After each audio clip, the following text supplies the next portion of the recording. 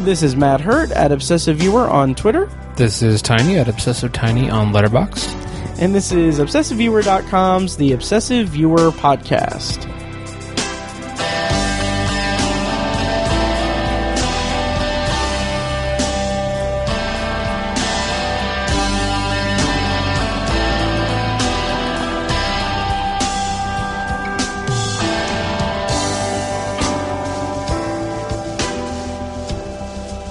Hello and welcome to The Obsessive Viewer. We're a movie and TV podcast that covers a specific topic, be it genre, trope, movie, or show, each episode. You can find more of our work at ObsessiveViewer.com, and you can find more of our podcasts at ObsessiveViewer.com/podcasts. We have a couple spin-off podcasts. Where one is called Tower Junkies, where Tiny and I talk about Stephen King and his magnum opus, The Dark Tower series. And I have a solo podcast called Anthology, which I review The Twilight Zone as a first-time viewer and other modern and classic science fiction anthology series. You can find those at ObsessiveViewer.com/podcasts. And finally, you can also like us on Facebook and join the Facebook group at Facebook.com/The Obsessive Viewer. Jeez.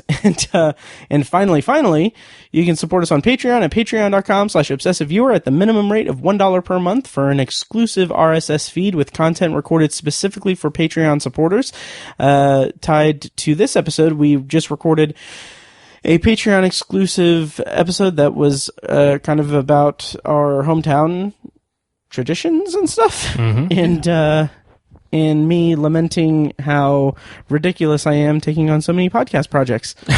And speaking of podcast projects, check me out on a guest spot on the fabulous You're Gonna Love This or Not podcast from the Geeking in Indiana family of podcasts.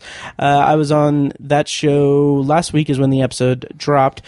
Such a blast. I was brought on to talk about Short Circuit 2, and Matt and Josh are great guys over there, and I'm super happy that I was invited over there, and it was a lot of fun. So check that out at I'll put a link in the show notes. I can't remember if what their URL is, if it's YGLTON.com.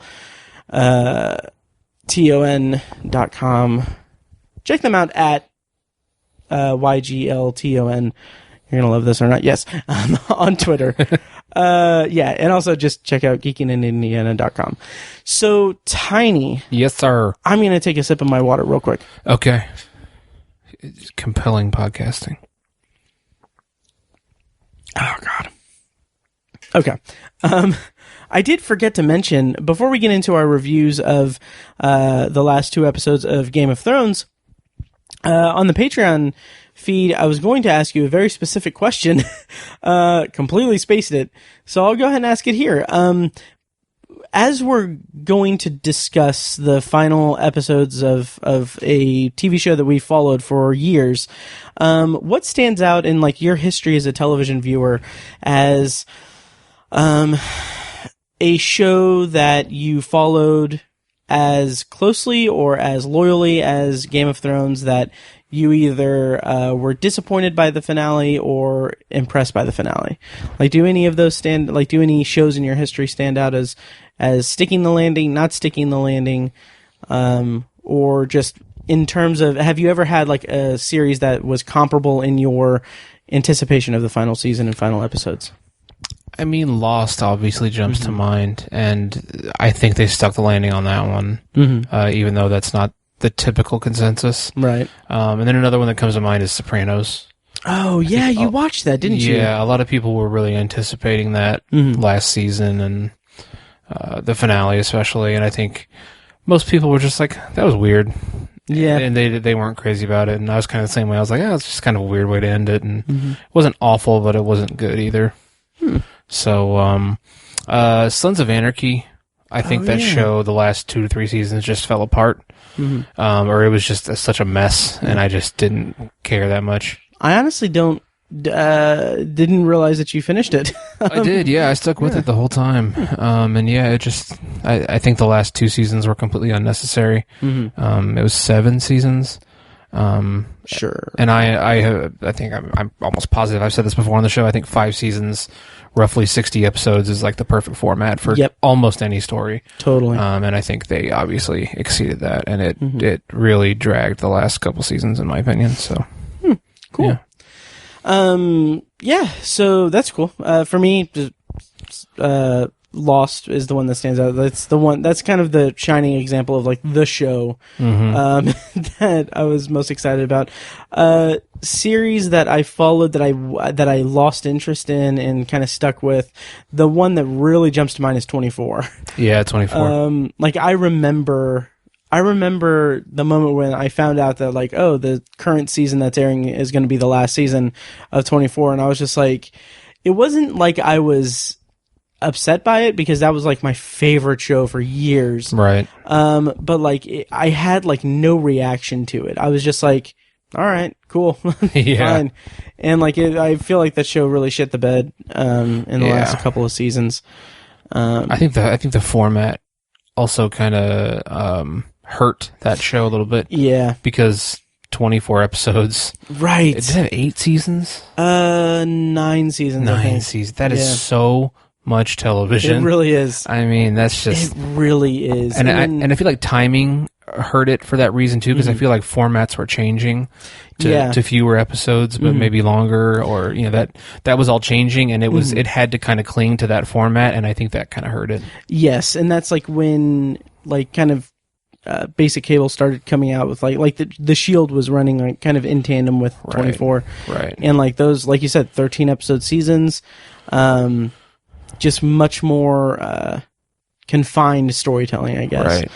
And it's funny because like the final season of 24, I was just like, okay, kind of unaffected by it. And then like I never bothered watching like 24 Legacy or 24 Live Another Day, which both of those were shortened to like 13 episode seasons. Oh my gosh, I didn't even know that. Yeah. So I'm like, like even with that, I was just like, I'm okay. I don't even really remember the last season of 24. Yeah, I don't think I do either. And it may have been 8 seasons. I don't know. Should we start a 24 podcast? Nope. Okay. Negative. I did have that idea where we should do a 24 podcast where we stay up all night and then watch as many episodes as we can. Oh my God. I'd be asleep in 5 minutes. Yes. But enough preamble and everything. We're here to talk about Game of Thrones. We are. Yes. So, where to begin? Oh, I know exactly where to begin. Before we get into the actual episodes, today we're going to be talking about episodes 5 and 6 of season 8, The Bells and the Iron Throne, which are the 2 final episodes of Game of Thrones. And before we do that, Tiny. Yep. I was trying to think of a witty way to present this, but I'm so tired of it all. But the petition. Yeah. So we were talking before recording that you said that you had seen headlines and everything about it. Yeah. Let me go ahead and break it down for you and for the listeners who aren't aware of it, and also ones in the future who just don't have context for what happened. This season has been pretty lambasted by the internet hive mind, and there was a petition that was posted on change.org where the kind of point of the petition was like, okay, we're gonna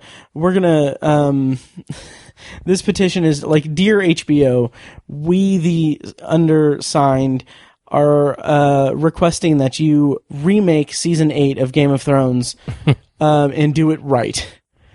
And this fucking petition got 1 million and some signatures. I didn't know it was that high. Yeah, it was like, and like, okay, first of all, and I said this on Twitter, and like, I don't usually like to do this whole, like, I don't like being this, I guess provocative would be the word, but I think my tweet was something to the effect of, if you literally think, if anyone legitimately thinks that a petition, an online petition, will convince HBO to completely remake the final season of Game of Thrones, then those people are dumber than anything the writers could have done in this season. Like, it's just like, it is a moronic thing. Yeah. So annoying, but the kind of extra wrinkle to that is that the person who created the petition posted an update. And Okay.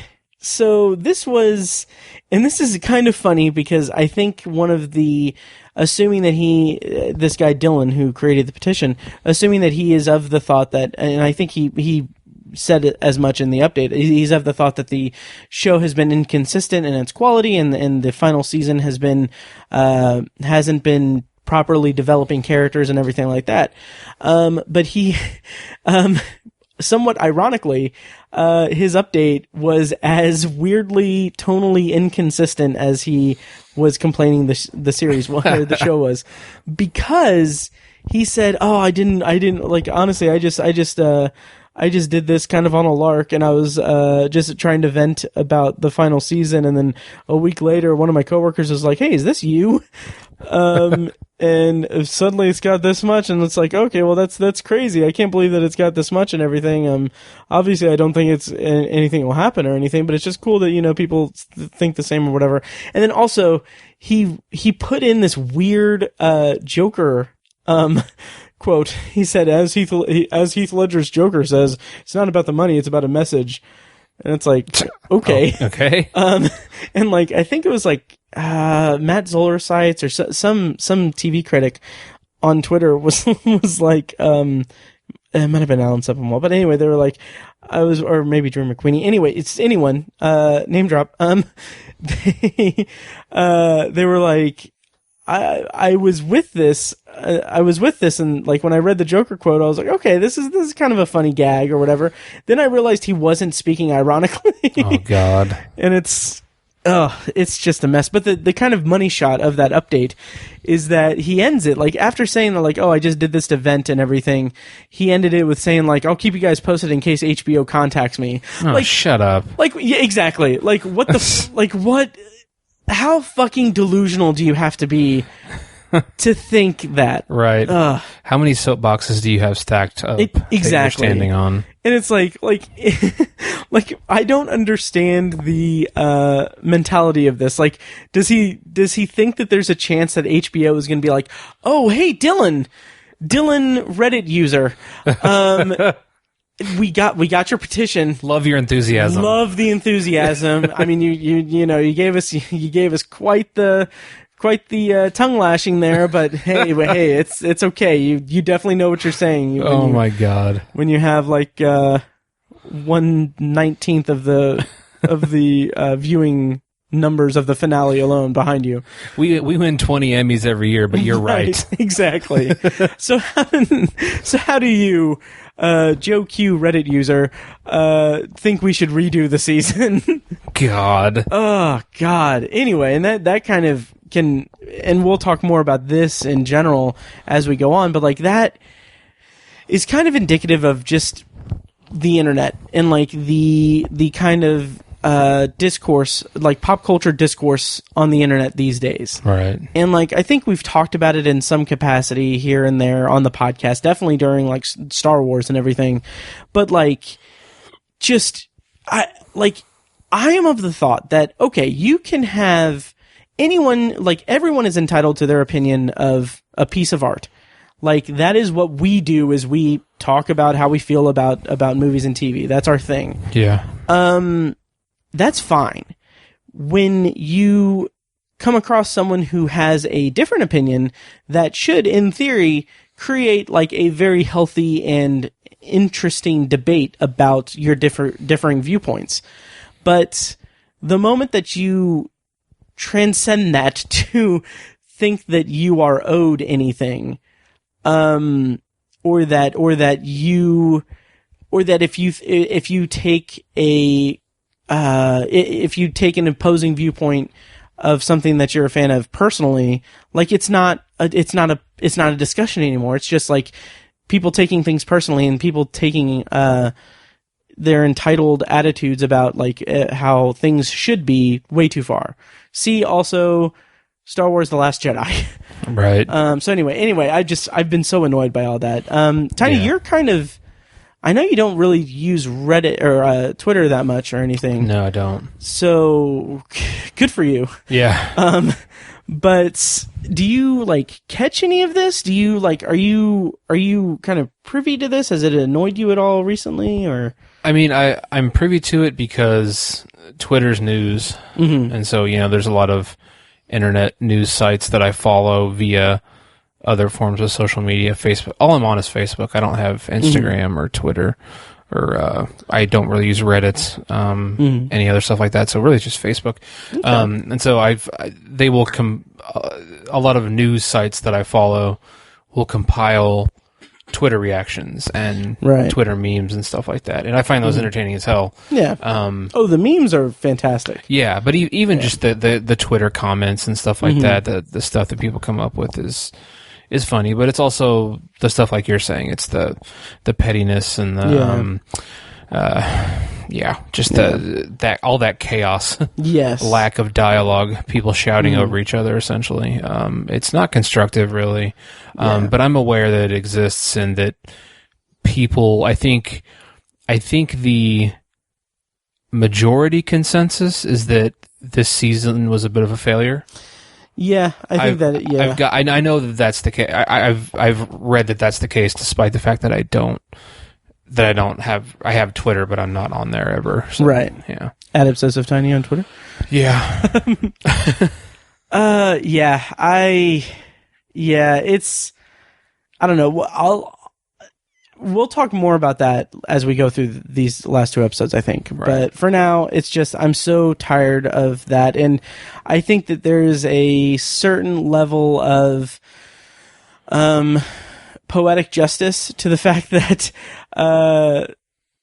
David Benioff and D.B. Weiss are going to be heading up the next Star Wars franchise. Right. Because I've seen the level of, as you put it, pettiness and just vitriolic reaction and everything to this final season of Game of Thrones, which honestly, I was not a big fan of this season of Game of Thrones. And we'll talk about that, and we have talked about it, but I'm not fucking posting petitions to have it changed because I'm not a freaking psychopath. Right. And I'm only somewhat of a loser,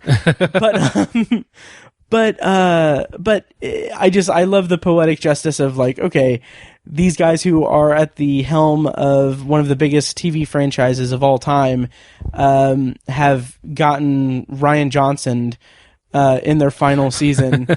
And now they are going to be at the helm of a Star Wars, trilogy. And I love how salty the Game of Thrones fans who are in that space on the Venn diagram that also makes them Star Wars fans. Yeah. That also makes them entitled fans of things. Right. I love the idea of them having to being forced to be entertained by these two guys who, in their opinion, fumbled the last season of one of their favorite shows. Right. And I just love the idea of them doing Star Wars for that reason. Yeah, it is funny.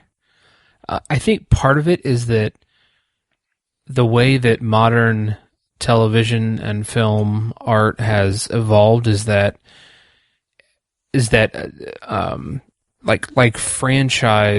franchising takes precedent almost over anything else.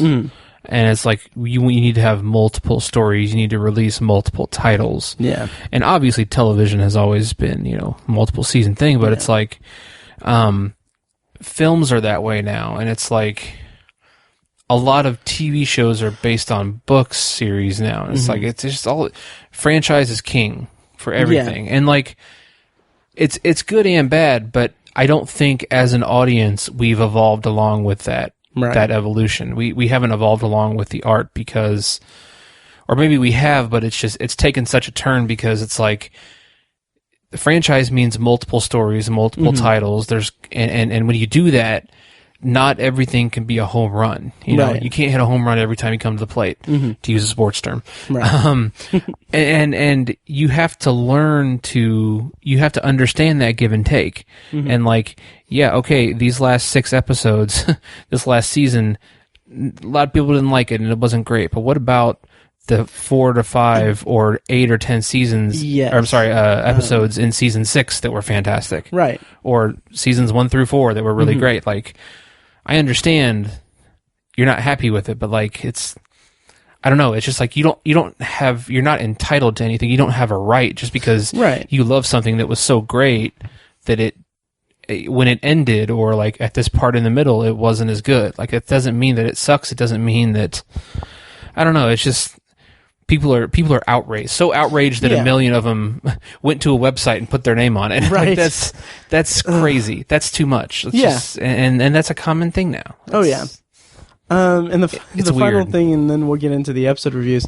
Nikolai Castorwaldo, who played Jaime Lannister, posted this great Instagram video that I'll play for you, and then I'll put the audio in the episode itself. Okay, so here is Nikolai Castorwaldo's reaction video to the news that Game of Thrones had the Game of Thrones finale set an all-time HBO ratings record. So, how about that? Final episode, most viewers ever, but it's over. It's kind of sad, but what a great 10 years. Thank you so much for watching.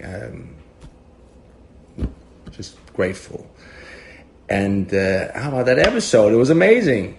I mean, I really thought it was a great ending. And Arya's.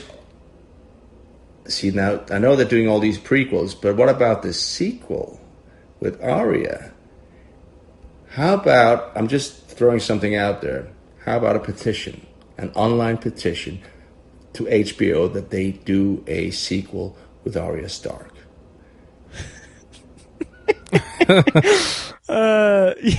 So I'm really like, and he hashtagged it hashtag Arya Stark sequel.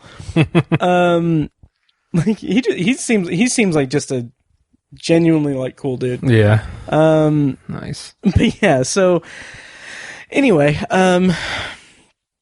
we should talk about the episodes. Yes. Yes. So, first up is episode 5, The Bells, which was the obviously penultimate episode. And Tiny, would you mind reading the plot description courtesy of IMDb? Yes, it's very brief. Mm-hmm. Forces have arrived at King's Landing for the final battle. Yes. And, so this episode had quite a bit to it, and I really wish I would have been able to rewatch it before recording. But, it's... So this episode starts out with Varys kind of trying to coordinate things, trying to usurp Dany, and trying to, he's basically committing treason. And he there was a scene in like the opening scene of the episode where he one of his little spiders comes in from the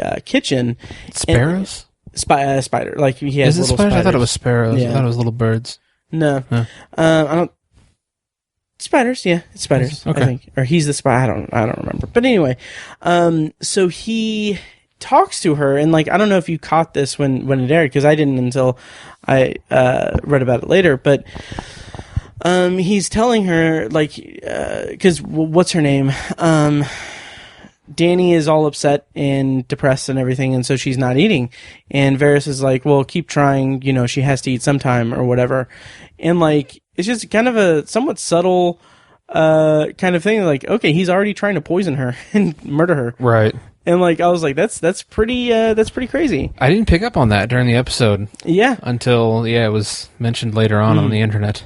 Yeah, so I liked that, and then from there we get like he speaks to Jon, but Jon's all like, no, I don't. He's like, no, I don't want the throne. Well, what are you talking about? And then, as I said in our previous review, like, doesn't that just make you want him to be on the throne more? It does. Yeah. But anyway, so Tyrion tells Dany, and Dany has Varys executed, which, two things about that. One, gorgeous cinematography in the shot where Dany is standing, pitch black darkness behind her, in front of Varys, and after Varys has told Tyrion, like, I hope I'm wrong, and everything, and then the dragon just kind of comes into the light from the darkness. Right. Really cool imagery. Like that was very cool. But and then Varys is executed. And all that happens in like the first like 5-10 minutes of the episode. Right.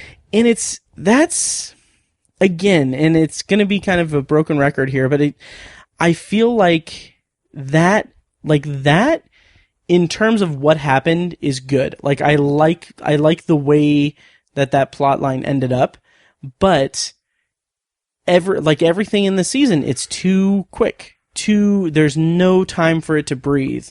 Like last episode, we saw Varys and Tyrion talking about, like debating like who should rule the realm, and like if like how Varys wants to, get rid of Dany and everything, and all that's fine, but it's like it was too on the nose, it was too upfront, and here in the opening moments of the episode, that entire plotline is just nixed. Right. And it's just, I don't know, it just.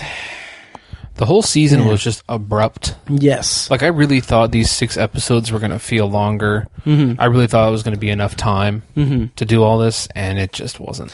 I agree. And it's like, and it gets to the point where I kind of feel like, okay, looking back on these 6 episodes, there is such a small amount of time to tell the story of this season.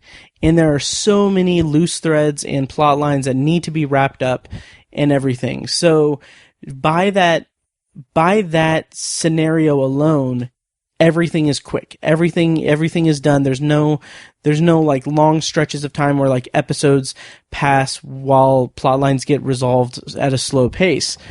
But on the other hand, it's like there's the stuff that is addressed, the plot lines and the character arcs that are focused on in these 6 episodes are kind of scant. Like there's really as much plot as much as these episodes have been plot driven, there isn't that much plot, or at least it didn't feel like to me there was that much plot. It's like, okay, we have Winterfell, we have the Night King and his army, and then okay, now we need to deal with Cersei, and then now we need to, in the last episode, deal with Dany. But everything is just like, it doesn't feel like the like George R.R. Martin type of like dense world building and character interactions. Right.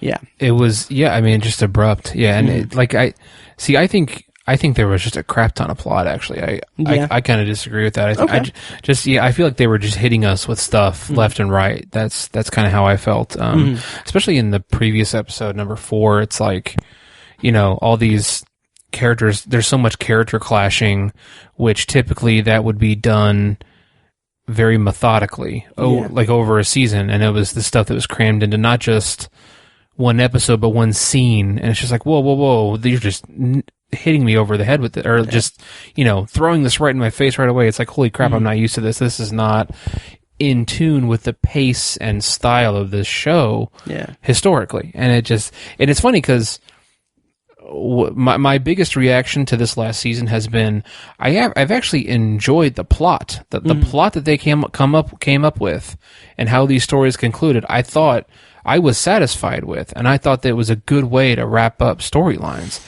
It's just the way they did it, and the way they they didn't abandon their characters, but man, they just whizzed right by him. It was really egregious. They did, and I agree. Which was one of the strongest parts of the show, was how well rounded and interesting and just fantastic the characters were. Right. So let's talk about the plot and the events of the Bells. Yes. So after Varys is dispatched and everything, basically, from what I remember, it's like basically they're going to war. And so last we left, like Arya and the Hound were going to King's Landing. The Hound was going to go face off against his brother. Arya was going to go to kill Cersei. Jamie left Brienne I said in the last episode, I was like, I do not buy that he is going back to Cersei because he loves Cersei. I was 100% believing that he was going back to murder her or to whatever. Yeah. And I even specifically said that I was so sure that I said, I referred to it as,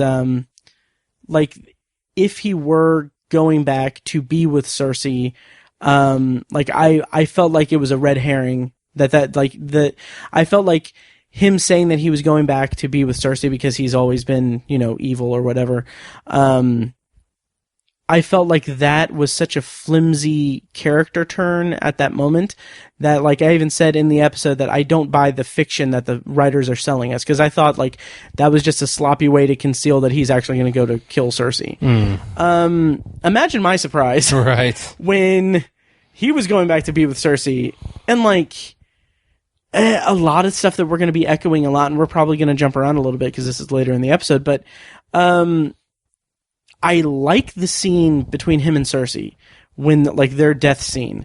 I thought that was really powerful, very emotional. So did I. Yeah, the emotion in Lena Headey's performance, when she is, because she's been this strong, psychotic, very intimidating character throughout, especially these last, ever since the shame thing. Yeah. And this is just her breaking down entirely, and she's it hit hard when she was saying I not like this, not like this, I don't want it to be like this. Just really powerful. But everything leading up to that, I'm like, what?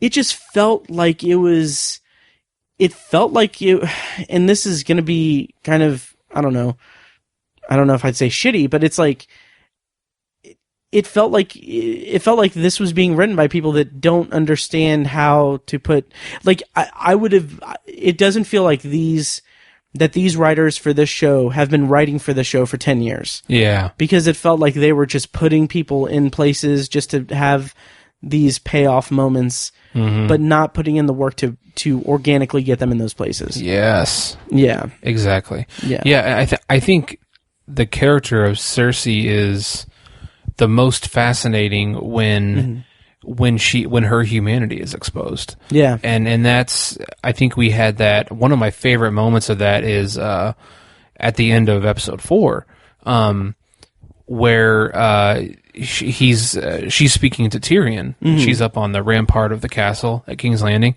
and she's just evil as can be, a snake with a crown. Cold. I mean, and then he brings up her children, and just the way her whole aura and appearance just changes. Phenomenal acting by Lena Headey. Yeah.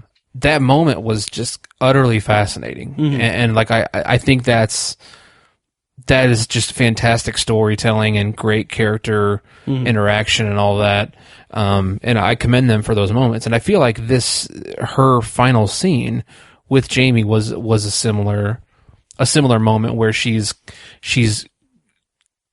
carved down to her core of what her humanity is, and she still loves her brother, still in love with him, and they love each other. And that in that moment, I thought that was another one of those key Cersei moments where I'm glued to the screen, because she's carved down to her humanity, and it's just fascinating to see such an evil person. Yeah, you feel some sympathy for her, and you don't want to feel sympathy for her, but you can't help it. And totally, that's a sign of quality character work and writing and all that.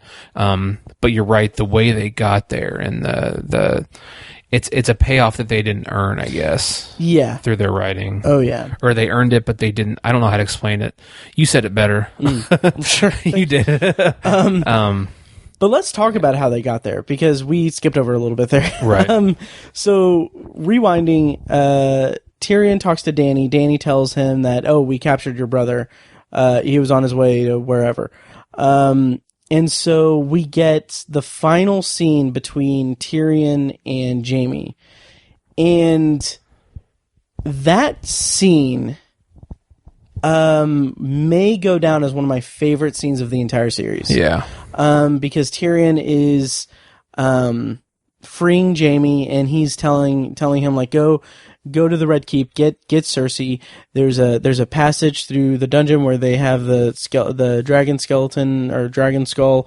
It'll take you out to this little boat that you can go sail off somewhere, start a new life, live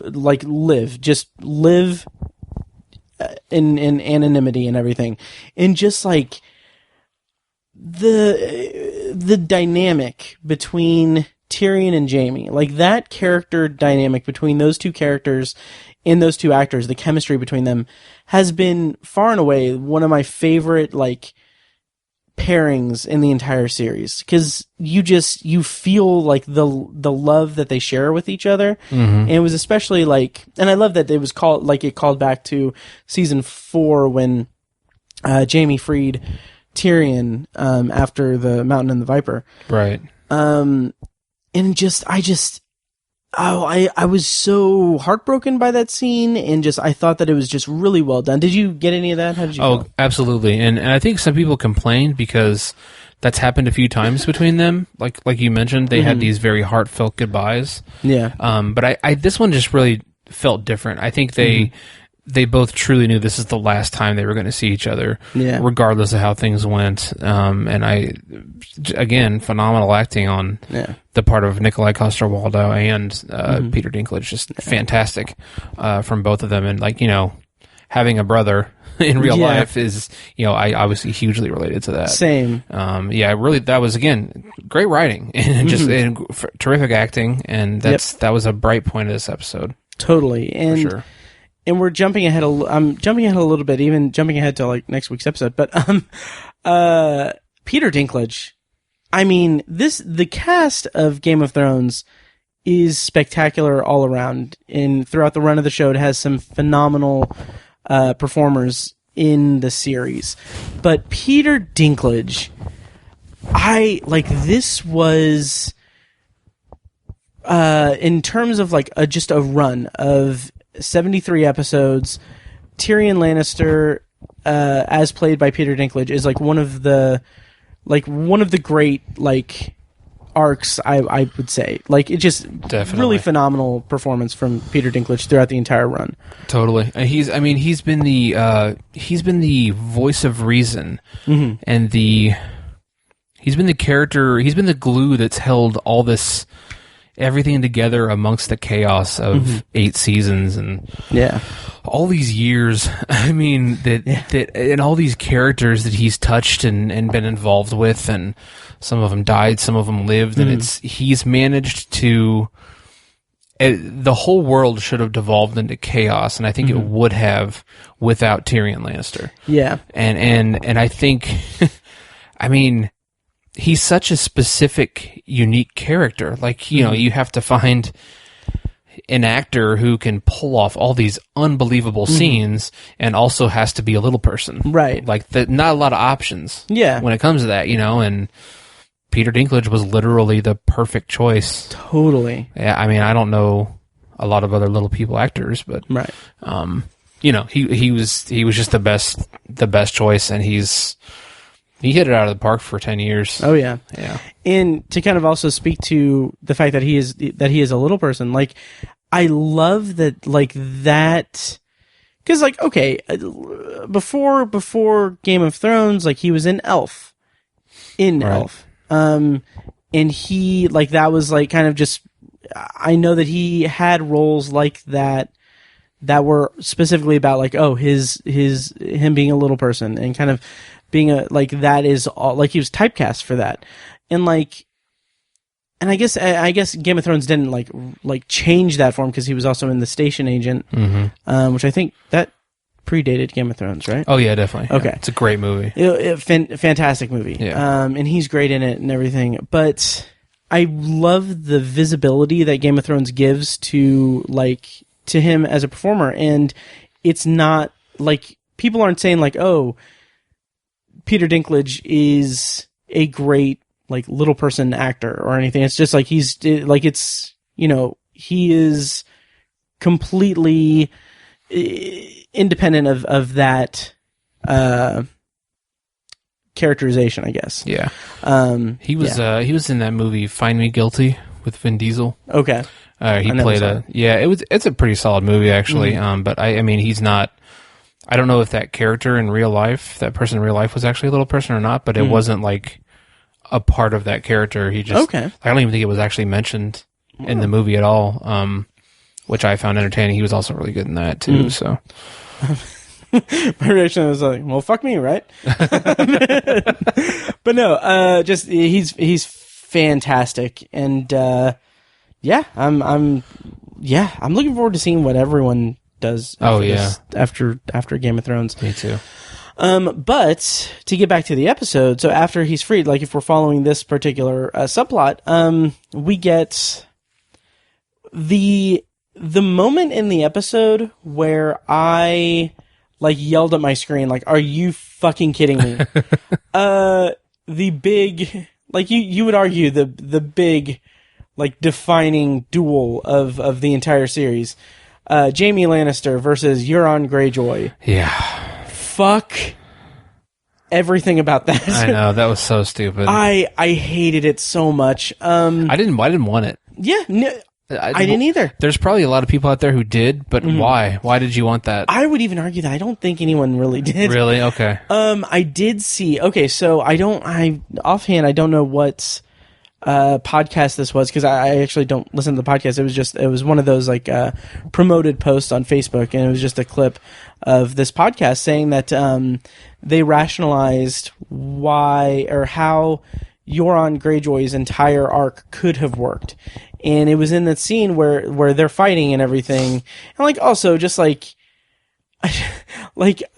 joked earlier in an earlier episode that okay, well he's all obsessed about fucking the queen and everything. And they even managed to get him to fucking say that again. Yeah. He tells him I fucked the queen. It's okay, come on. It's just it's really just cartoonish at this point. Yeah. For a very cartoonish character anyway. Right. But they fight, and I kept thinking there's no way they're gonna have Euron Greyjoy kill Jaime Lannister. And then for a second I was like, are they really fucking doing this? Yeah. But the final line of Euron Greyjoy is, he says, "I'm the man who killed Jaime Lannister." As Jaime goes into the Red Keep to be with Cersei after being mortally wounded. And this podcast that had a promoted post on Facebook, maybe Talk the Thrones, I think it was. I don't know what it is. I think it was from the Ringer Network. Anyway, one of their hosts said that in that moment when he says, "I'm the man who killed Jaime Lannister," I believe the quote that he said was, "In that moment, I saw a completely different arc for Euron Greyjoy that could have worked a lot better, in that he could have been a guy who was just obsessed with the lore of Jaime Lannister, the Kingslayer, and had this obsession with him to the point where he wanted to fuck the queen because he wanted to fuck Cersei Lannister because he wanted to be like Jaime Lannister." Oh. And that could have been more compelling than what we got from Euron Greyjoy, because Euron Greyjoy was just a caricature. Yeah. But I think that there is something there. So I've started a petition. Just kidding. But I thought that would have been an interesting angle, but it's not what we got, so move on. Yeah, it was just so... It was dissatisfying, too. What I really wanted... Everybody wanted Euron Greyjoy to die. Yeah. Everyone. What I wanted to see was, I wanted to see Drogon via Khaleesi essentially just kind of toy with him before he killed him. I wanted to see Drogon just dive bomb every ship in his fleet and just absolutely decimate it, and then land on his ship and kind of toy with him before... Just land on his scorpion and just rip it off, and then just kind of just toy with him before he kills him. That would have been... Not even torch him, just eat him. That would be awesome. That's what I wanted to see, and I thought that would have been a much more satisfying end for Euron Greyjoy. But same here. That's not what we got. So yeah, he was like a Power Rangers villain. Yeah, yeah. He's just terrible. Yeah, he really was, and. And this is also going to, and granted, okay, so I haven't watched season 7. I haven't watched any of the seasons in a while, since like season 7 ended. I also feel like they're, maybe because it's such a truncated time frame for the season, like a truncated schedule, I wish that there was something like an interaction between Yara and Euron. Like have them have some kind of thing, have her kill him. Just have that happen. I don't understand why that couldn't be, except for the fact that they only had 6 episodes. Right. But yeah, so anyway, that's that plot line. So we get, and we'll get to the bells and everything, but I want to touch on the Hound and Arya. So they get to the Red Keep and everything, and there's the moment where the Hound tells Arya, "Hey, you don't want to be like me. Go home. Leave here. You don't want to live a life of vengeance and everything. Just leave because you're going to die here, and you don't want to die with me, and you don't want to be like me and everything." Right. And so Arya does the what's becoming the Stark, the new Stark family motto. She's like, "Thank you, Sander." Echoing back to Bran saying, "Thank you, Theon." Yeah. Go die now. Yeah.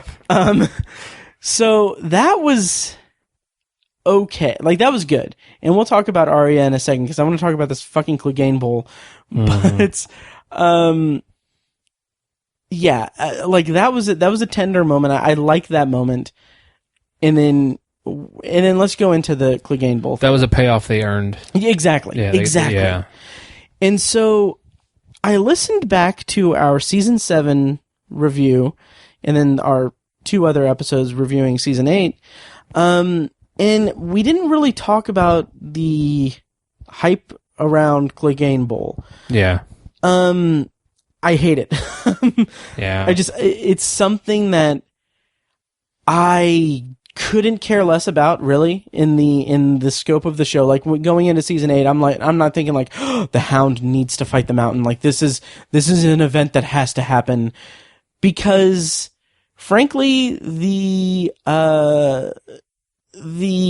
kind of fan base that is so vocal about it, like I've seen like on Reddit and everything, like it's a meme that they're like, "Oh, the hype it up. It's get hype, the Clegane Bowl thing." It's like, shut the fuck up. Like, yeah, really. Just shut up. Like, it's, and I think what it comes down to is my reaction to that, like my kind of aggressive reaction to that, is that it's just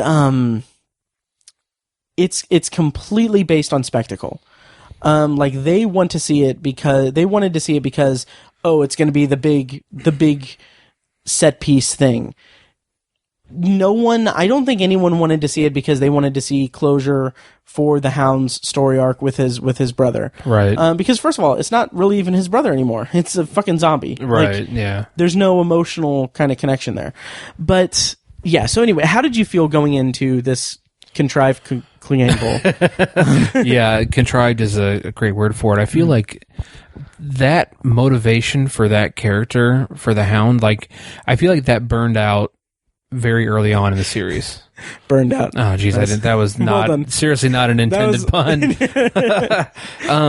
But I feel like, I just feel like that was such a lesser motivation throughout the entire arc of the Hound's evolution as a character. Like, it was harped on in the first season a little bit, and a couple seasons after that, but it just, once he left King's Landing and was with Arya, it just seemed like, it didn't seem like that was a primary motivation for anything he did. Right. And because he was being humanized. He was getting in touch with his humanity and everything. Right. And it just wasn't hardly ever brought up, and it's just like, I don't know, to the fact that he knew he was going to sacrifice himself and that was going to be the last thing he was ever going to do. Like, he knew that that's the path he was leading down, and it's like, why?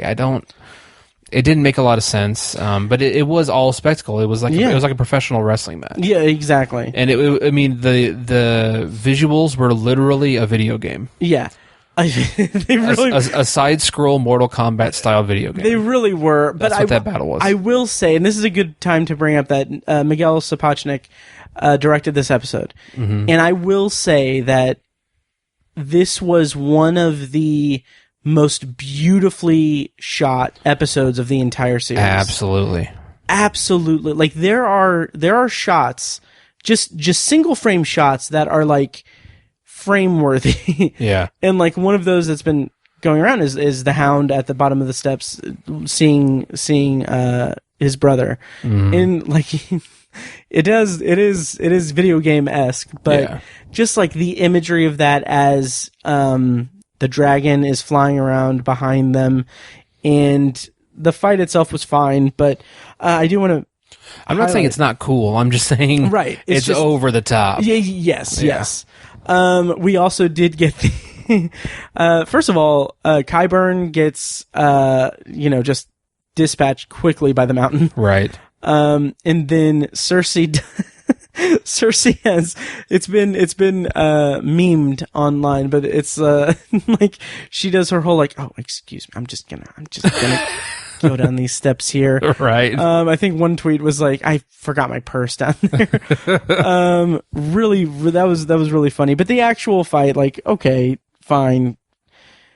Obnoxious fanboys, you got your wish. Right. And yeah.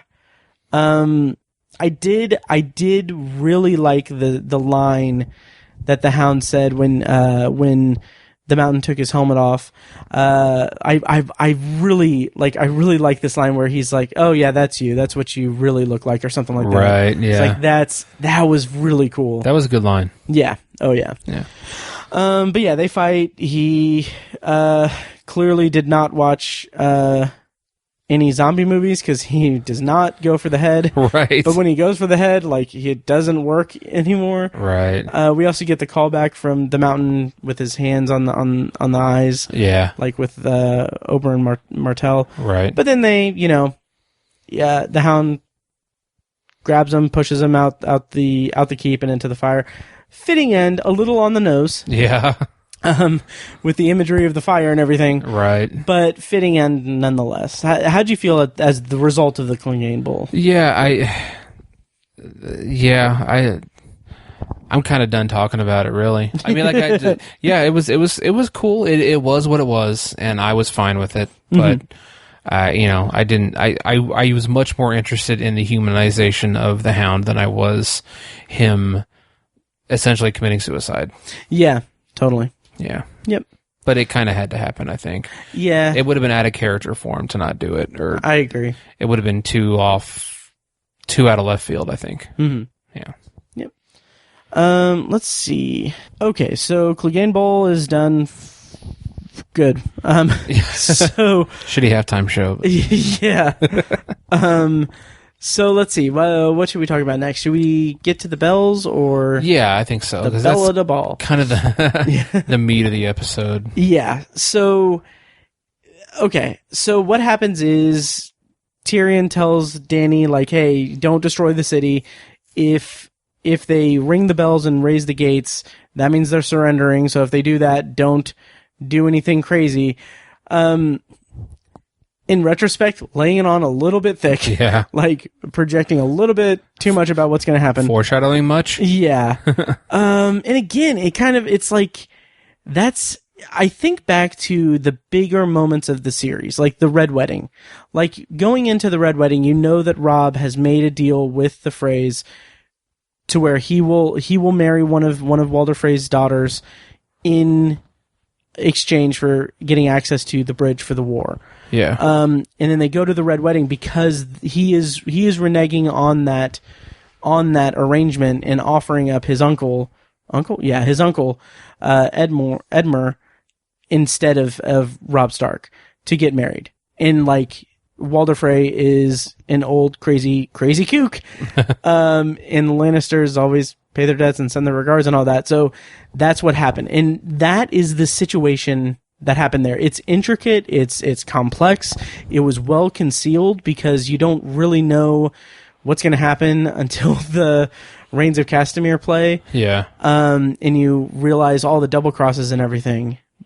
That's season 3. Season 8 Game of Thrones is literally Tyrion telling Dany, hey, don't burn the city if they ring the bells. And then later in the episode, they ring the bells and she she burns the city. Yeah. Like, I didn't feel like that was, again, kind of going back to kind of the mantra of the of this review. I like what they did. I didn't like how they got there. I didn't like how it happened. But the visuals, though. Yeah, holy shit. Some of the best of the series. Yes. So Danny, first of all, I really like how, and I could be snarky about her getting the jump on the Scorpions on the boat and everything, and completely destroying like the Golden Compass army and all the ships and everything, and Euron's ships and everything. And how it's way different from like, oh, she learned a lot of tactics since last episode. Yeah.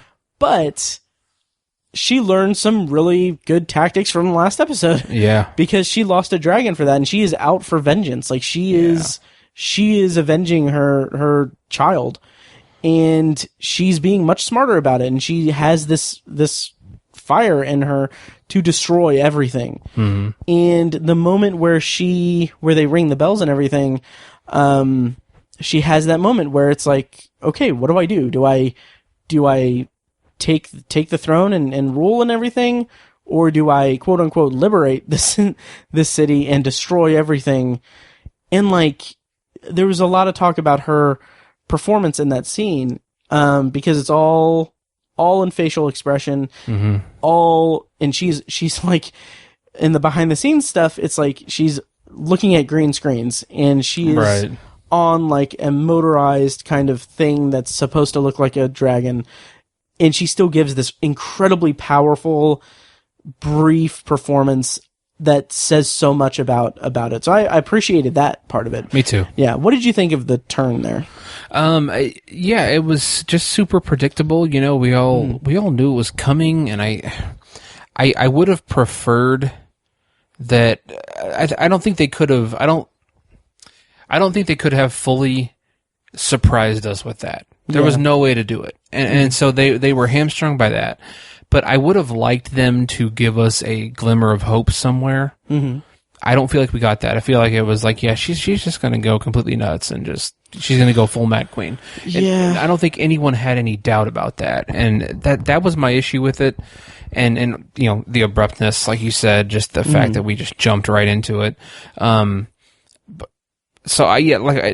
We knew it was coming, but I think I think it was saved to an extent by the remarkable visuals, like we said, but the part of those visuals were the just incredible, the disturbing destruction, and just loss of life, or taking of life. Really, I mean, it's essentially murder. Yeah, like and tens of thousands of innocent people. Right, and the fact that behavior from her inspired her army to react in kind. The Dothraki went full Dothraki, you know, rape and pillage, and even some of the Northmen and the Starks took part in that as well, and that added to the disturbing nature of it, and I appreciated that. Okay. I think they captured that pretty well, very very well actually, and that was highly effective for me. Just how disturbing it was, and how, you know, war is hell, and like it's been grandized in the show for dramatic effect, and to great dramatic effect. I've loved it. The Battle of Bastards is fantastic, but it's they threw this in because this went beyond war. This was like a genocide, you know, and it felt that way. It really did, and I'm glad you said that about her armies just turning at the drop of a hat, because on one hand, like my kind of reaction to that was, I felt like that moment where like Grey Worm goes, like, jumps off jumps things off and slaughters the, you know, defeated army, and the Dothraki joining in, the Unsullied, all that. Like you said, even one of the, I listened to, the podcast A Cast of Kings, which reviewed each episode, everything. And Joanna Robinson over there, who she writes for Vanity Fair, and like I don't follow a lot of like the like journal, like the reporting of Game of Thrones and like the reviewers and everything and the recappers and everything, but Joanna Robinson is someone who has lived and breathed Game of Thrones for like 10 years. And it's like, it's just the amount of work that she did covering the show across several podcasts and writing for Vanity Fair is like incredibly admirable. Like, so yeah. I doubt she'll listen to this, but good job. But she mentioned that, she said that she was 100% convinced that the reason why the Northerners joined in on the fighting was because the show wanted to make sure that they didn't just have like the minority warriors rape and pillage an innocent town. That's a good point, actually. Yeah, it really is. And I'm like, okay, I can buy into that too. But the moment when the tide turns and everything goes into destruction mode and everything, and the Unsullied and the Dothraki are fighting and slaughtering countless people, like that was a moment where I was like, I really bought into the fact that, okay, this is crazy Dany and everything. And that's the moment where I realized that like this whole time she has been positioned as like a just and fair ruler, which a lot of people that were defending the character turn brought up that like, okay, well, sure, but she also, you know, hung a lot of like I think slavers in Marine, like publicly crucified them and stuff. She burned the slave owners and Karth and everything, and she's done these things under the guise of being like, oh, just and fair and everything, but it's like also pretty brutal and crazy. But at this moment I was like, oh shit, it's not like she's like, it was the kind of realization dawned on me that it's like she's not a ruler. Like she's not like someone who, like, she doesn't have, like, the armies that she has with her are not like trained and loyal like warriors and everything. They are the Unsullied, they are the Dothraki, they are carnage. They're kind of what's the word I'm looking for? They're brutal. Like their whole thing is that they're savage. Brutal and savage, yes. Which is also kind of a shame that they're all minorities. Right. But in the realm of the show, like that's what they are, and that turn is like, oh shit, like this isn't like, oh, this powerful ruler commanding an army. It's like this powerful ruler who has been possessed by this power, bringing in just savage rape and pillaging into a city. Yeah, and I think one piece of context you have to take to heart with her actions is that King's Landing sort of represented, it was sort of a symbol for the usurping of what her family and her lineage achieved, because the Targaryens were largely responsible for the greatness that is King's Landing, right? And it was usurped and taken away from her, and it stood as the symbol for decades of her family's embarrassment. And when she's finally there and she sees how these people were, you know, prospering and living, making their own culture, and had this great city all built on the idea of usurping what her family built. You know, it's that imagery. I think, you know, I don't think it's ever explicitly said in the show or anything, but I think that's something you can intuit from just the story and the history that we all know. It's, you know, I think that was a real factor in her literally standing over that symbol with her finger on the trigger. Yeah. You know, and like them usurping that and creating their own thing, and also by contrast also essentially erasing just her history, her heritage from that. Right. Totally. It was all written off, you know. Her family's lineage was written off because of one bad apple, or you know, the Mad King, and that's what her family name is synonymous for, but really they built this city and they built this city on rock and roll. No, but they, Nice. that was it. That is a product of their King's Landing is a product of their hard work and their achievement. It's supposed to be their achievement. It's supposed to be her achievement, and it was taken away from her. And just instead of trying to take it back, she wanted to destroy it. And I don't think it's right, but I understand why she felt the way she did and why she wanted to react the way that she eventually reacted. I'm not defending it, but I understand. Yeah. That's how I'll say it. So sure.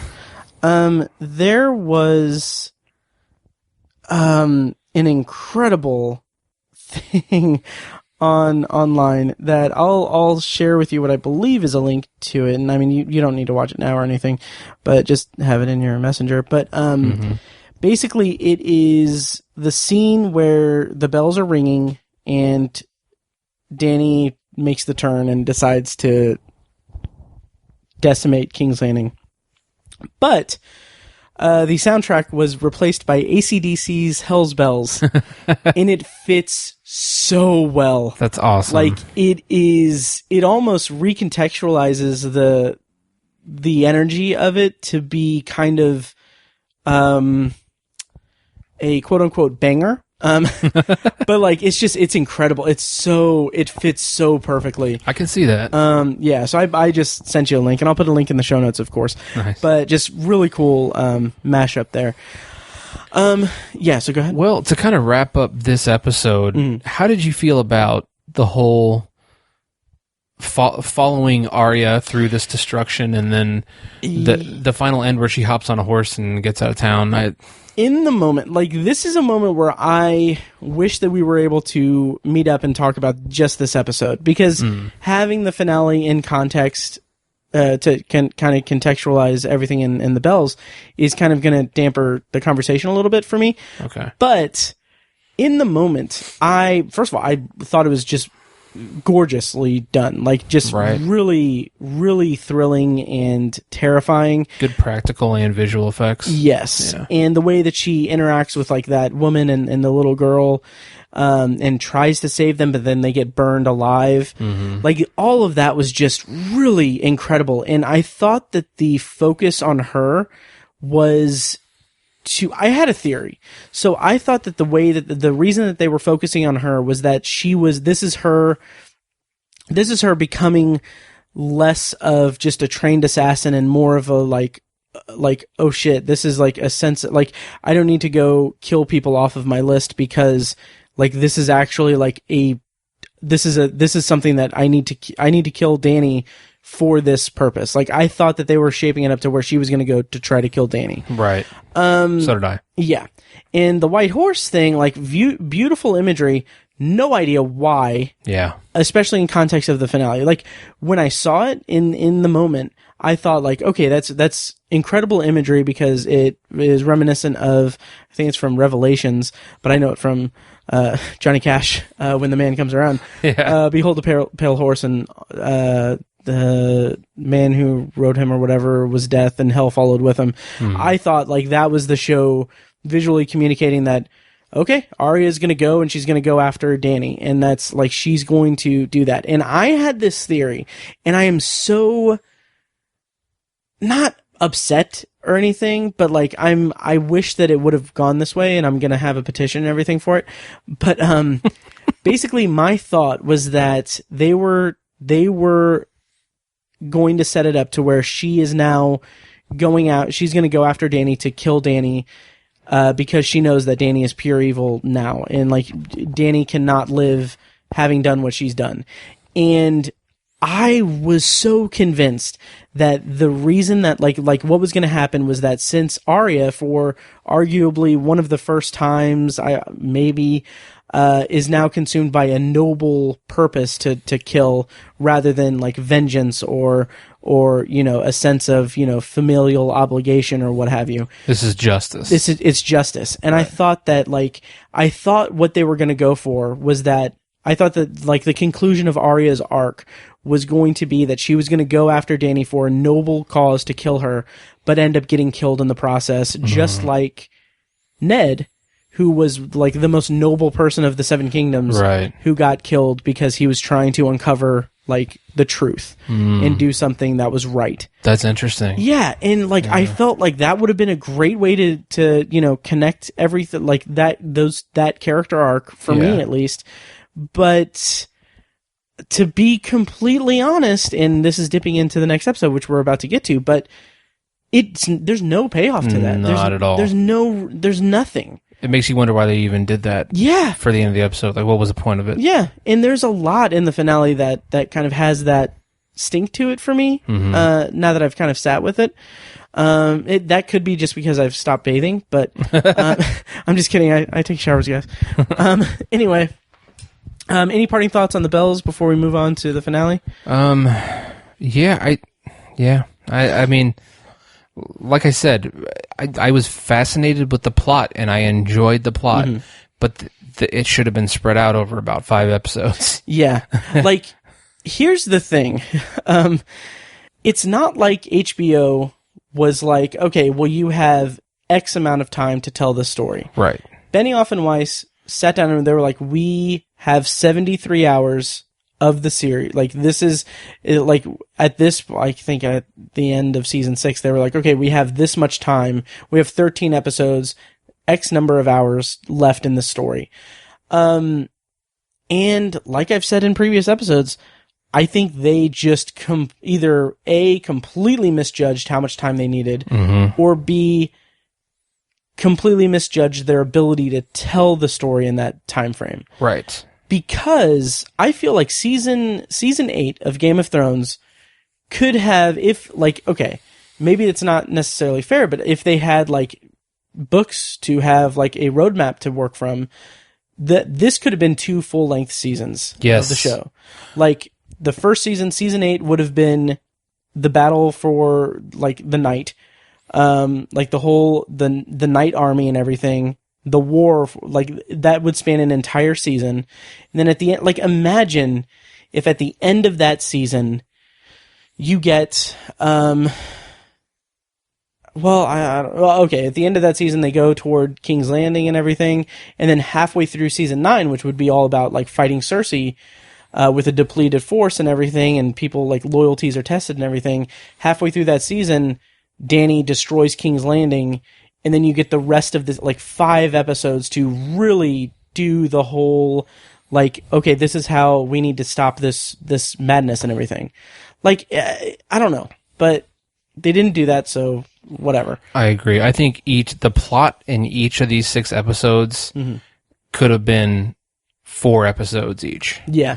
I mean, this could have been 24 episodes. Yeah. 3 8-episode seasons, or 2 12-episode seasons. Yeah. It was just crazy dense, and it was. I'm comfortable saying it was a mistake. They made a mistake. Yeah, same here. They made a big mistake. And I don't think, and like there's been talk about like, okay, well, when they started the show, they had the reasonable expectation that Martin would finish the books while the show was airing. Right. And once they got past the books, I don't think it's necessarily an opinion rather than a fact to say that the writing got a little dodgy after they surpassed the books. Yeah. I noticed that, and I don't even read the books. But that aside, like, I feel like they, I kind of lost my train of thought here for a second, but I just really feel like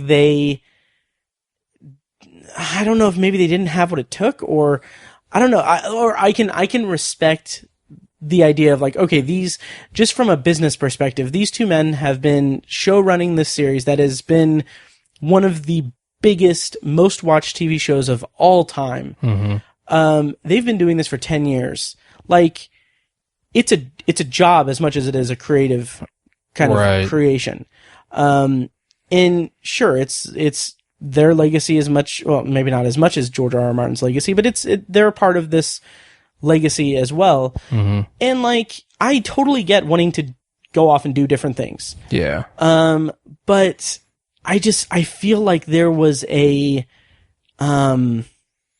I feel like that if that's why they shortened it and everything, like, I feel like that was at the expense of creating a more satisfactory end run of the series. Yeah. But yeah, final thought on the bells, though, kind of ends with another thing that doesn't get paid off really at all is the moment where John kind of looks at Grey Worm, and there's a moment, and then there's another moment in the Iron Throne, but there's a moment where he looks at Grey Worm, and then like he starts like fighting off someone, and then Grey Worm's like, okay, he's still cool, so we'll fight. It kind of felt like they were setting up some final altercation between Grey Worm and John. Yeah, a little bit. And again, like Arya, that is not paid off in the least. No. But anyway, that's the bells. Yeah. So let's talk about the series finale of Game of Thrones. Tiny plot summary courtesy of IMDb. In the aftermath of the devastating attack on King's Landing, Daenerys must face the survivors. Yes, and this episode was written and directed by David Benioff and D.B. Weiss.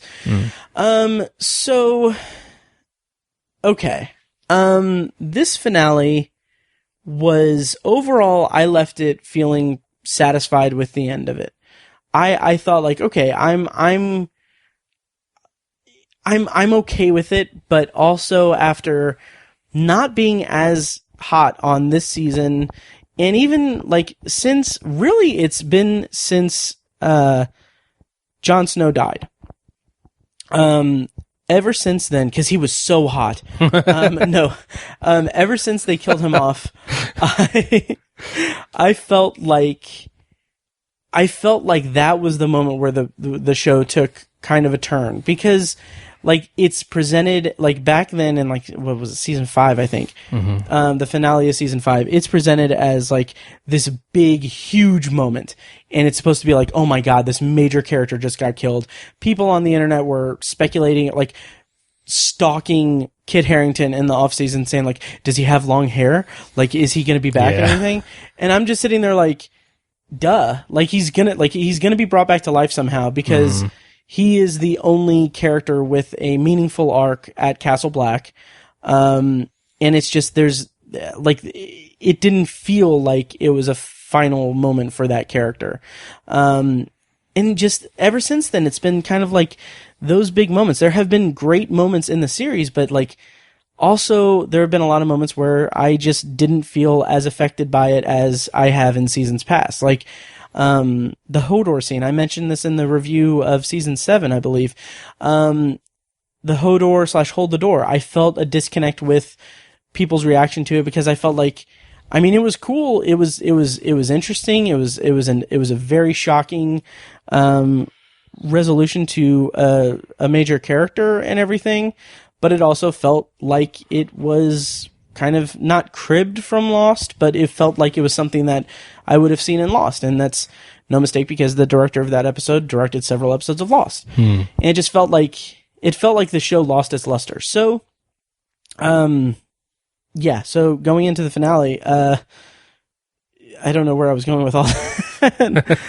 What did you think? Let's talk in broad terms. What did you think of the series finale of Game of Thrones? Because we talked online today and we decided to leave it for the podcast. So how'd you feel about the series finale? As I stumbled through that, I was overall satisfied, but I have some issues. Go ahead. Yeah, I mean, overall satisfied again with the plot. I think some things could have been done differently that could have possibly been better, but like, I'm not trying to say like, we'll get into specifics, but like, some characters took some actions that I wish other characters would have taken, and interesting. I think like I said about the last episode, I was satisfied with the plot. Like, this was the direction they took things were satisfactory, and they were fun, and I was surprised by some stuff. But it was all about the execution. Like this, talk about crammed. I mean, there's so much stuff in this episode that should have been spread out. Like you said, I think you said, speaking and talking about the last episode, the bells, it would have been cool to see Daenerys like attack King's Landing and burn it to the ground, and then have like 5 episodes where we're dealing with the aftermath of that. But we have one episode, and it's just unbelievable what they had to cram into this episode, and it was a frickin' whirlwind as a result of that, and that's not really what I wanted. I wanted to sit with all these decisions and all this plot. I wanted to sit with it and have it built up, and it just unfortunately really wasn't. Yeah, and I think my biggest issue with the finale is I didn't mark the times for this, but I feel like it was paced really peculiarly. I feel like the big moments of the episode were rushed. Okay, I'll just say it. John killing Danny happens, I want to say, like, it had to have happened in like 25 30 minutes to 30 minutes into an hour and a half long episode. Right.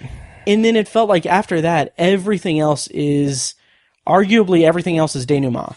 Yeah. Like, everything is just putting everything into place for, like, their, like, closing down arcs for every character. Mm-hmm. And I feel like that is, in more broad terms, I feel like that itself is a disservice to what the show and the story of A Song of Ice and Fire is in concept and in previous seasons.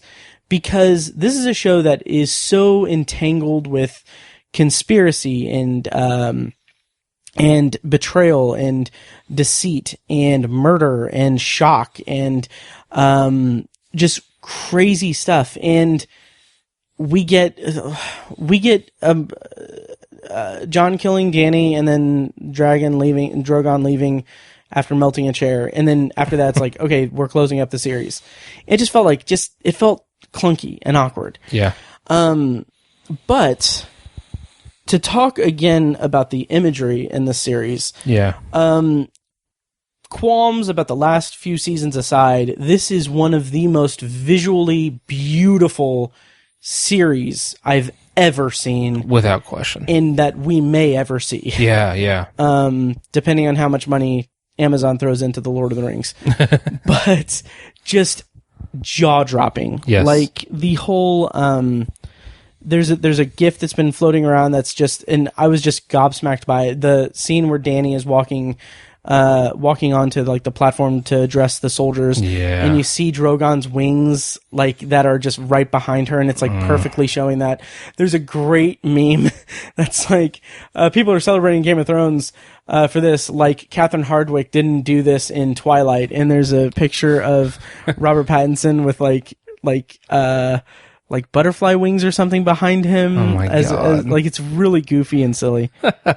Yeah. But yeah, those scenes of her essentially celebrating her triumph were it looked so practical. It looked like they destroyed a literal city. Yes. And she was standing there amongst the ruins addressing thousands of her soldiers. Yes. That's what it seriously looked like. I was like, this doesn't even look like CGI. Right. Even though I know it has to be, but I was just like, yeah, that was visually incredible. I loved the giant Targaryen banner. Yes. I feel like so much of the banner work throughout the whole series has been pretty subtle. And, like, you know what everyone's sigil is, and you know, you see dire wolves and flayed men and things like that. And you get it, but it's, you know, it's about bannermen, and it's banners hanging from ramparts a little bit. But this was like, this was more than a banner. This was like, I don't know, it just felt like such a symbol. And it was funny because it was black, like the banner was black with the red 3-headed dragon on it. I don't know, it was just really stark symbolism, pardon the pun. Right. But just very, I don't know, it was very, I feel like that just really jumped out to me, and I thought it was such a cool creative choice to have that giant banner like we've never seen throughout the whole series, just covering everything with, like, Black Death. I don't know. It was super, super symbolic and just jumped out at me. Yeah, and for a show that has so much, it's steeped so much in, like, medieval history and kind of taking a lot of cues from like olden days. Classic fantasy. Yeah, and particularly like medieval like lore. Right. To see that type of imagery, which harkens back to like Nazis and the Third Reich and everything. Yeah. Also go even farther much longer ago and even farther away, the First Order. Wow, what was the first sequel? What? The Force Awakens. Yeah. Oh yeah, the Force Awakens. But yeah, it had that vibrance to it, or not vibrance, but like that fear. Yeah, like right. it made you fearful, and like hearing her speak in Dothraki about how they've liberated the people of King's Landing, and they're going to go and they're going to liberate the rest of the realm from Winterfell to Dorne. There was I can't remember. There was like a funny tweet that someone posted and said like Jon during Dany's Dothraki speech, gibberish, Winterfell, and then Jon is like, wait, what? But yeah, that moment was one of the most impressively shot moments, I think. Yeah. Definitely. And then we got Tyrion coming in, and he's all like, "Hey, you just destroyed a city. I quit. I quit." Yeah. Yeah. Tendered his resignation. Right. And just, I gotta say, Tyrion Lannister is like the MVP of being captured but not killed. Yes. Because my God. Yeah. But yeah, and okay, so then he's taken away, and then Arya comes up, and she's talking to Jon, and she's all like, "Oh, hey, this is all crazy and stuff," and that's pretty much it. She just leaves. Like, yeah. I think he tells her to leave or something, or she's like, "I'll wait for you by the gate," or whatever. And I'm just like, what was the point of like the stuff seated in the end of the bells? I don't get it. Like, I really, it did not connect. It would have been so. That was what I mentioned at the beginning of talking about this episode, is that there were other characters that I wish would have done other things, and like you said, I would have liked to have seen Arya kind of be, the prince who was promised prophecy. Mm-hmm. I wanted to see her kind of basically kill Dany and take her out, and that way Jon could nobly ascend to the throne as Aegon Targaryen.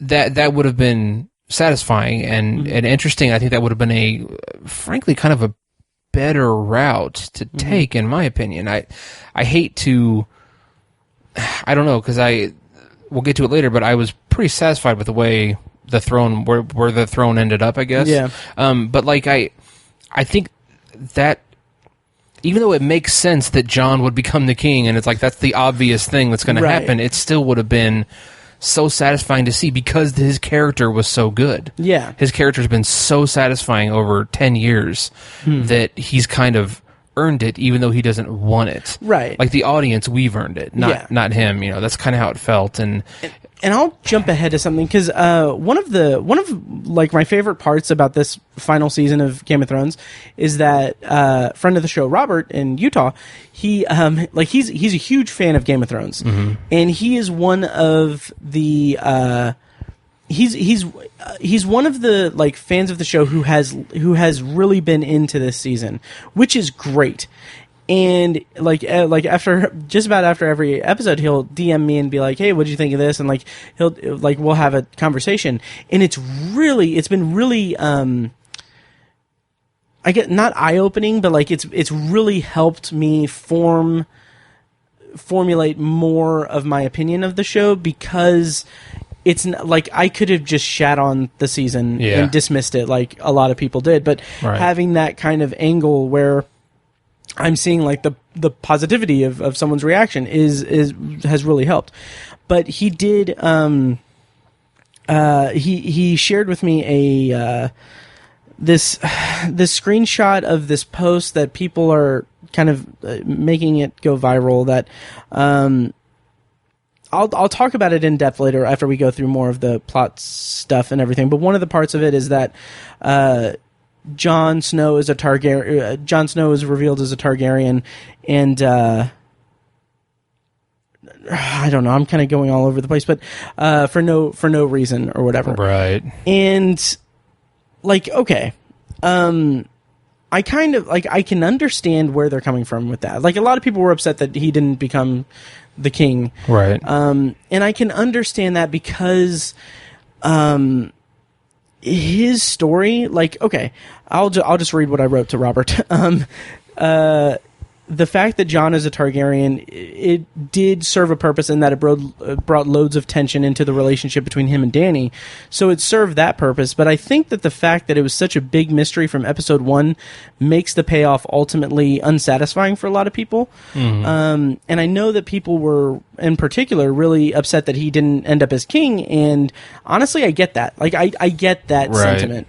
And I went on to say that his story and really all of the Starks' stories are stories of reluctant heroes. So making him a Targaryen who doesn't seek the throne would have made for him becoming king more satisfying.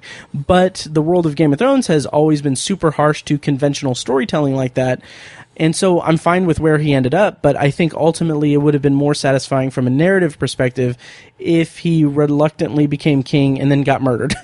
Maybe by Grey Worm, I don't know. Yeah. Yeah, so I guess this is as good a time as any. King Bran the Broken? Yeah. Did anybody see that coming? I don't think so. But I like it.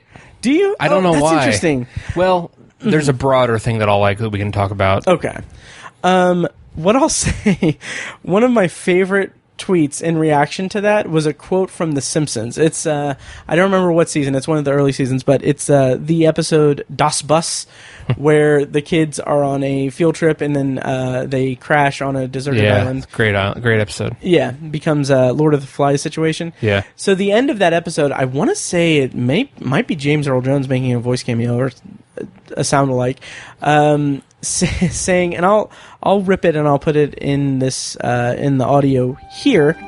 So the children learned to function as a society, and eventually they were rescued by, let's say, Mo. And that is what kind of the tweet was like. That's pretty funny. Let's make and then the ruler of the seven kingdoms was let's say Bran. That's funny. Yeah, because it did kind of come out of nowhere. Yeah, and I won't get into. Well, we already talked about the kind of Lost connection that I made, but it reminded me a lot of a certain interaction at the end of Lost that I won't give away, but just the idea of like Tyrion naming Bran as the new king, or pitching the idea of Bran as the new king after Sam pitched democracy and got shot down. Yeah. He got laughed off. Yeah. Yeah. Which I thought it was kind of out of maybe not out of character for Game of Thrones, but it kind of felt a little bit like silly. Yeah. But it was still pretty funny. Like, does my horse get a phone? Yeah, like, that's my horse. Yeah. Yeah. That was funny. But so and then Bran's like, well, like Tyrion's like, would you take it? And he's like, why do you think I came all the way here? And then he's like, but you got to be my hand. Finger guns, winky face. And so like that kind of idea, like those two kind of unlikely people becoming king and hand, although I guess, Tyrion's resume totally qualifies him to be the hand again. Right. But that kind of just reminded me of how certain characters ended up at the end of Lost. But I digress. Okay. But in that big, I'll go ahead and read that. That thing that Robert showed me. Okay, so it was a comment that said, the meme at the top is, this guy puts Game of Thrones into perspective. pretty good. This guy puts Game of Thrones into perspective pretty good. So first of all, kudos on proper grammar. One of my favorite things is from 30 Rock in the first episode where Toofer tells mocks Tracy by saying like, "Oh, I'm doing good," and then Tracy is just like, Superman does good. You're doing well." To correct his grammar. Like I always think of that. So anyway. That's funny. So this Nathan guy it looks like a Facebook comment said, so Jon Snow was a Targaryen for no fucking reason. Bran became the Three-Eyed Raven for no fucking reason. Dany did amazing things for 8 seasons for no fucking reason. Prince, who was promised, no fucking reason. Everyone you wanted to team up for 8 seasons teams up for no fucking reason. Everyone you wanted to die died for no fucking reason. Fucking Brandon Stark, the character no one gives a shit about for 8 seasons, is king. Why? For no fucking reasons. I've watched Game of Thrones since 2011 for no fucking reason. Mm-hmm. So, do you mind if I step on this soapbox real quick? Yeah, sure. Okay, so the rest of my response to Robert, I'll just go ahead and read it so that and get your read on it. I continued to say, I will give them that Bran becoming the three-eyed raven just to end up as king bothered me. Since season 5, he's been so weird and not Bran. And he's been like the dungeon master in a game of Dungeons and Dragons. He's not participating in the action, but he's guiding it with his kind of omniscient eye. Which, if handled better throughout the end of the series, could have been more compelling than it was. But naming him king is kind of weird since he has said he'd never be Lord of anything when talking about being the Lord of Winterfell. So, and it's just he's talked so much about being, oh, I'm the Three-Eyed Raven now, I'm not Bran Stark anymore. And then to kind of address the comment about the prince who was promised, like in my understanding, I don't know the lore, the prophecy itself or anything, but I guess my understanding is that the prince who was promised would be this reincarnation of a hero that would bring about the end of the Night King and the White Walkers and everything. Mm-hmm. So I said, again, to reference Joanna Robinson on A Cast of Kings, she had a pretty interesting take on it, which was kind of a stretch, but pretty cool as headcanon. She said that she likes the idea of everyone fighting at Winterfell embodying the prophecy of the prince who was promised. Like, everyone has banded together to defeat the Night King, and by doing that, the prince who was promised becomes more of an idea rather than a literal human being. But yeah, that's still a stretch, but I'm fine with it. Yeah. And then to move on, I have just a little bit more, I promise. Like the guy said, everyone you wanted to die died. And I said, sure, I guess. But I think there's more of an argument to be made that no one who died unexpectedly. Like, there was no Red Wedding betrayal or Joffrey poisoning in the season. Varys gets executed because he was conspiring to kill Dany and give the throne to Jon.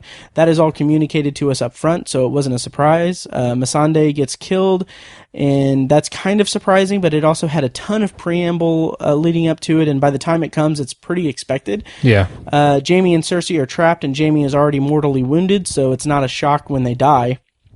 The more shocking moments, however, were plot advancing, like Arya killing the Night King, Dany destroying King's Landing, and in a show that really made its name, in a sense, killing off characters suddenly and shockingly when they still have stories and arcs left to tell, it's kind of jarring to see the show actually fulfill story arcs instead of killing major characters off.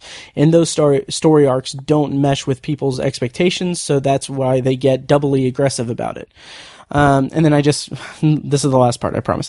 Then I just put, that's kind of why I hate the way Twitter and social media has damaged pop culture discussions. Yeah. Because people can make that comment go viral as if it is some defining criticism of the show, but all it is these things happened, and instead of articulating why I didn't like the way they happened, I'm just going to dismiss it without elaborating on it. And so like the end of like that comment was, I watched Game of Thrones since 2011, all for fucking nothing. It's like, really? Like, right. Nothing? Yeah, nothing. Like, okay, we lambasted the ending of How I Met Your Mother, which obviously much smaller scale show. Right. That ending did not ruin the series for me. Yeah. Even though like that ending is intrinsically retconning the entire series in a sense. Yeah. But yeah, so what do you make of all, like, talk now. Well, yeah, I think for no fucking reason is an it's an exaggeration. Yeah. In a lot of those reasons they gave there. I agree pretty much with what you said, and I think again that reaction that you just read is that exemplifies modern pop culture reaction, and it's huge hyperbole, just hyperbolic as can be. Like it's just like it's so frustrating that people can't enjoy the journey anymore, and it's like. I will in a few years' time or whatever. I want to rewatch this series. I want to see it again. I haven't. Yeah. Most of these episodes I've only seen them one time. Right. And so like I'm looking forward to seeing this again and seeing all these episodes in context of the entire series with while it's all fresh in my mind. And so I can't understand that. Like you said, everyone's entitled to their opinion, but it's like. I can't relate to what you're saying right now. Right. I just can't relate to that at all, and I think a lot of people can't because it's like, why does one part or one cog in a machine have to ruin the whole machine? I don't. That's not. Or the better analogy would be this show is not a machine. Right. One bad cog does not ruin the whole thing. Exactly. In my opinion. Yeah. You know, I don't get that sentiment. Yeah. And I think that's. Essentially what that is. It's an overreaction to as what's essentially a handful of bad episodes out of 70 some episodes. Like yes. And like okay, so I've been thinking about that a lot and like just the internet's reaction to Game of Thrones and really anytime more often than not I would say like with like the big exception being like Breaking Bad. Anytime a major series ends its run, I feel like the detractors of the series finale and everything will completely try their best to demolish it with their like loud voices, just proclaiming it as the worst ever. And that's coming from someone who had a lot of complaints with the final season and everything, but also for the last 6 years we've been doing podcasts and stuff. We know how to discuss things. Like the reaction of people, it's like, and let me try to formulate this stupid joke because I'm trying to, but I'm struggling a little bit. But like we're in an era where like we are living in the Twitterverse. Like people are reacting to things immediately, loudly, trying to get their viewpoints across. But we're also, for like the first time in human history, we are interconnected across the globe and immediately able to discuss things with a large portion of the planet. Mind-boggling that exists and everything. Like, think back to I would say even back when, like, we were huge fans of 24. Like, I would go on, like, the IMDb message boards and everything. Because we didn't have Twitter or anything. Right, on our laptops. On our laptops, yes. Yeah. Or our desktops while, my parents were asleep. Right. But yeah, and like going even farther back, like, okay, the MASH finale, like people didn't have that interconnectedness and everything. Like, big moments in like, Who Shot JR on Dallas. Like that was a huge thing that it was water cooler stuff, like the era of the water cooler thing.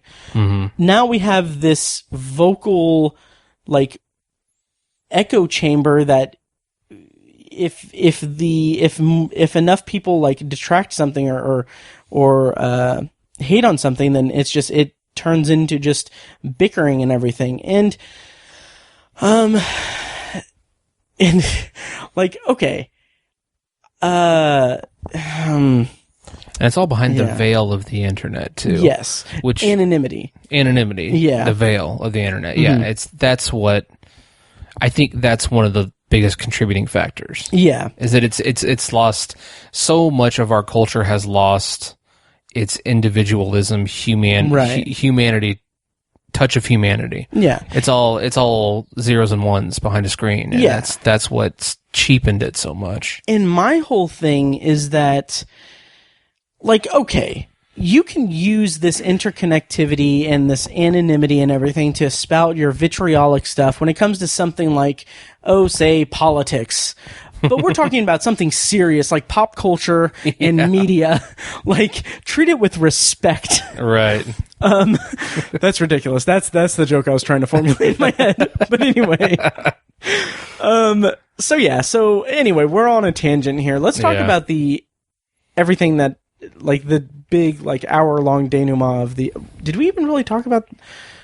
Okay. The death. Danny's, Right. The big scene with that. First of all... It was the drop of a hat, just finger snapping were there. Mm-hmm. That was just the craziest thing about it. And I was like, wow, we're here already. Okay. Right. And it's John. Okay. Yeah. Leading up to it, I did, again, the visuals of, like, John walking up to the castle or whatever, the base of, like, the Red Keep.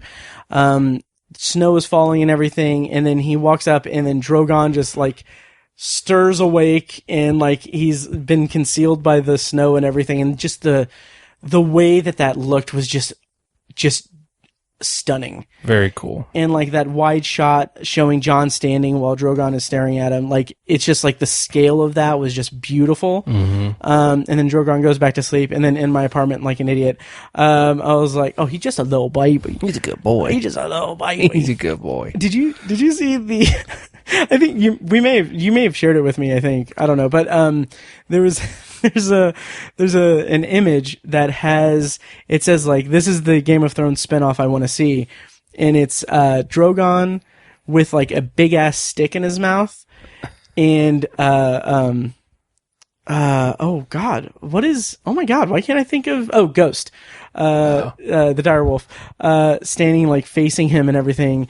And it says Drogon and Ghost, the goodest boys, or something like that. Oh my God. And I love that so much. That's funny. But so John goes up to the throne room. We get, like, this was maybe my favorite moment in the entire episode. I'll be honest with you there. So this is after he's had a conversation with Tyrion, where Tyrion is telling him, like, you know what you need to do, because she's not going to stop at King's Landing, and what, like, that your sisters aren't going to bend the knee, and what happens when they don't. And that's what kind of springs him into action. So he goes up, and, like, before he reaches the throne room, we see Dany with the Iron Throne, and she finally, like, touches it. And she doesn't sit on it or anything, and I guess that harkens back to the vision she had in season 2, and I think in Karth, where she had that vision of being in the throne room and everything. So then he comes in, and at this point I'm just recapping what happened, but he comes in, they have a conversation. How'd you feel about how all that went down and him stabbing her and Drogon having a little hissy fit? It was just so fast, because before that we had a pretty good dialogue scene that didn't feel rushed, where he was talking to Tyrion. Yeah. And I felt like that was a step-by-step conversation. It was very logical and a little rushed, but in the context of this season, they took their time a little bit. Yeah. And it's not even like they had, like, a full house or anything. Because you said step by step. Oh my God. Full house. We can go back to being perfect strangers here. I'm sorry. Damn it. Go ahead. I hate you. But, like, that conversation, I like the way it was very logical, and Tyrion slowly comes to this. He's trying to convince him of something, and it's just that was a well done conversation. I appreciated that dialogue. And then this is like the linchpin of the fucking series, where John kills Dany, and I feel like their conversation was just so abrupt and quick, and it was. He got there, so we got to that so quickly. It didn't feel epic in that moment, like it should have been. Like we said, it was like 25-30 minutes into the episode. Yeah, an hour and a half long episode. Right. Plus, like, it is also supposed to be like the emotional payoff and shock or whatever of their love story, like the story of John and Dany, which, if you go back to our season 7 review, I have had a problem with from the jump, because I've never bought them as a romantic couple. Right. because it felt like they were rushing to get them together, and it didn't Yeah. feel earned in season 7, and then in most of season 8 they're at odds. Right. And it's like, again, if they had split up this season, the story arcs of this season into 2 full-length seasons, had 2 seasons worth of development of that relationship and really showcase that, they were in love, then it would have had more impact and more feeling to it. But we don't have that. It's just because Benioff and Weiss chose to, have X number of hours, we were kind of not given that. I feel like in season 7, I actually appreciated their relationship, and I was on board, and I believed it, and I think Emilia Clarke and Kit Harington sold it really well. Oh yeah, like I think their performances really elevated that, and that's how I was like, okay, I'm on board with this. I'm cool with it, and I think you're right that it could have been done better, and it during this season it didn't feel good at all, but initially I was on board, and I think they did a good job. But I remember that you were really into season 7. I was. I remember that. I was a lot, yeah. It was good then, and I agree, but I agree with what you said, that this season something was off. Yeah. And I feel like, but at the same time, I give a lot of credit to primarily Kit Harington, but also Emilia Clarke, that once he found out that he was Aegon Targaryen, anytime there was intimacy between them, he was very stiff and awkward, and it felt wrong to him. And I feel like that was all, that sentiment was, it crescendoed in the moment where he tells her he loves her and that she will always be his queen. Yeah. And they kiss, and that is the most awkward kiss I've ever seen. And I mean that as a credit to them. Right. Because it should have been, because he's about to murder her. Right. And it felt, he does love her, but it's not the, the love that he had before. All this, there was a little bit of physicality there before. Sure. That's gone. And it's unfortunate, but you can see it pouring off of them most specifically Kit Harington's body language during that scene. And I really appreciated that performance in that moment. I wasn't crazy about how quickly it was going, and just like, okay, here we go, Jesus. 0 to 100. And it, like, I wasn't crazy about that, but I have to point out how much I appreciated his performance during that. Yeah. In one of the kind of, I guess, not concessions I'll make with the quickness of that, but like I said, that was one of my favorite scenes of the entire episode, maybe my favorite scene of the entire episode. And it was, yes, the acting was phenomenal, but I think the big point that I kind of latched onto was the dialogue, especially Dany speaking to Jon, saying like, hey, we did it. We liberated everything. We can rule together. We can keep doing this. Like, I don't remember exactly what she said, but the dialogue, like what I took from that was a really, really well-drawn, well-written scene in which you have this woman who is so sure of her convictions, and she's so confident in that what she's doing is right, and it's played in such a way that it's clear to us as viewers that she is the tyrant that she is trying to, overthrow and everything. That she's the tyrant that she is talking about freeing people from.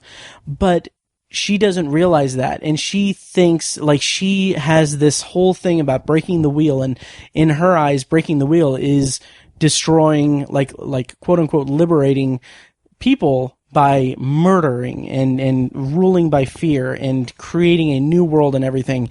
And I really bought the idea that she believed that what she was doing was still just and right. So even though they quickly turned that, even though they quickly turned they rang that bell, and turned that character over into that part of her mind, it was sold really well, especially in the scene, because it is demonstrating that it is really great writing, and that she doesn't see that she is a monster, and she isn't playing it as someone who is like overcome with this monstrosity. She's still Dany, but she has this just really skewed perspective on things. And I thought that was really well done. Yeah, she's like delusional. Yes. Yeah, she sold that well, I think. Yeah. And so then Drogon comes in, and one of the kind of snarky tweets that I saw that I got a kick out of was, okay, so Drogon has more of an understanding of symbolism, or like, are we supposed to believe that dragons understand complex symbolism in the show? Because instead of killing Jon, he destroys the throne, and like kind of the idea is that he destroys the throne because he recognizes that this object consumed Dany and brought about her death in an indirect way. And then another really funny tweet that I saw was like they were trying to figure out if it was if Drogon saw it as a symbol of what killed his mother, or he just saw that she was stabbed and he decided to destroy the big stabby looking throne. That's funny. Yeah. Oh, that's funny. But what did you make of all that? How did you feel about that turn? Yeah, I didn't think a lot about it really. I just I thought it was an interesting choice, and again, the imagery was very potent. And I liked it from that perspective, but I don't know. I didn't really have I just didn't have much of a reaction to it, really. Okay. I don't know why. But I've been operating under the impression that the show never employed a lot of like quote unquote magic, like actual. I don't think there was much of it. You know, Jon Snow got brought back to life. Yeah. Some other characters got brought back to life. There's Renly's death in season 2. Right. With the dark shadow thing. Right. There's a little bit of magic at play, but not much, really. And one of the pieces of magic that I've been kind of obsessed with for whatever reason is the fact that, like, Dany was in a fire with her dragon's eggs, and that's how those dragons were born. And she was not affected by the fire. Right. And like, you know, there's a point where her brother is killed in season 1, and she says fire can't kill a dragon. Right. And so, like, basically, a true Targaryen can't be burned to death. Right. And so I was sitting, like, in this moment, I was thinking, ooh, like, Drogon is going to torch the shit out of Jon, and he's just going to be completely unscathed because he's a Targaryen. And I really wanted to see that. But I don't know if that's bullshit. Like, if, like, no, he would have died. Why would you say that? Like, well, I saw somewhere, or I may have been on another podcast, or I don't remember where I saw it, but it's not an original thought by me. So much like a lot of stuff on this podcast. Okay. But that's not true. That's not true. Anyway, someone commented that it would have been more effective if, like, Jon confronted Dany when she was speaking to her army, and that's the moment where she, like, turned and was like, okay, well, Dracarys, and had Drogon, like, eviscerate, or not eviscerate, but incinerate him. And then that's when it's like, you know, he, like, it's revealed, like, oh, he didn't burn up, and, like, that's whenever, like, the tide would shift, and, like, everyone would start being like, oh, Jon Snow. Yeah. He's a man. Also, at that point, he would also be totally naked too. So they'd be like, all right. But I think that would have been pretty compelling and interesting. Totally. Yeah. So then Drogon flies off with Dany's body. No resolution to that, but right. Yeah. Then we get kind of a time jump. Tyrion names Bran the king, and I wanted to share that we've already talked about it, but just for posterity's sake, at Zach Galley AZ, basically at ZAKGHALIAZ, he tweeted kind of a back and forth between Tyrion and Bran in that scene.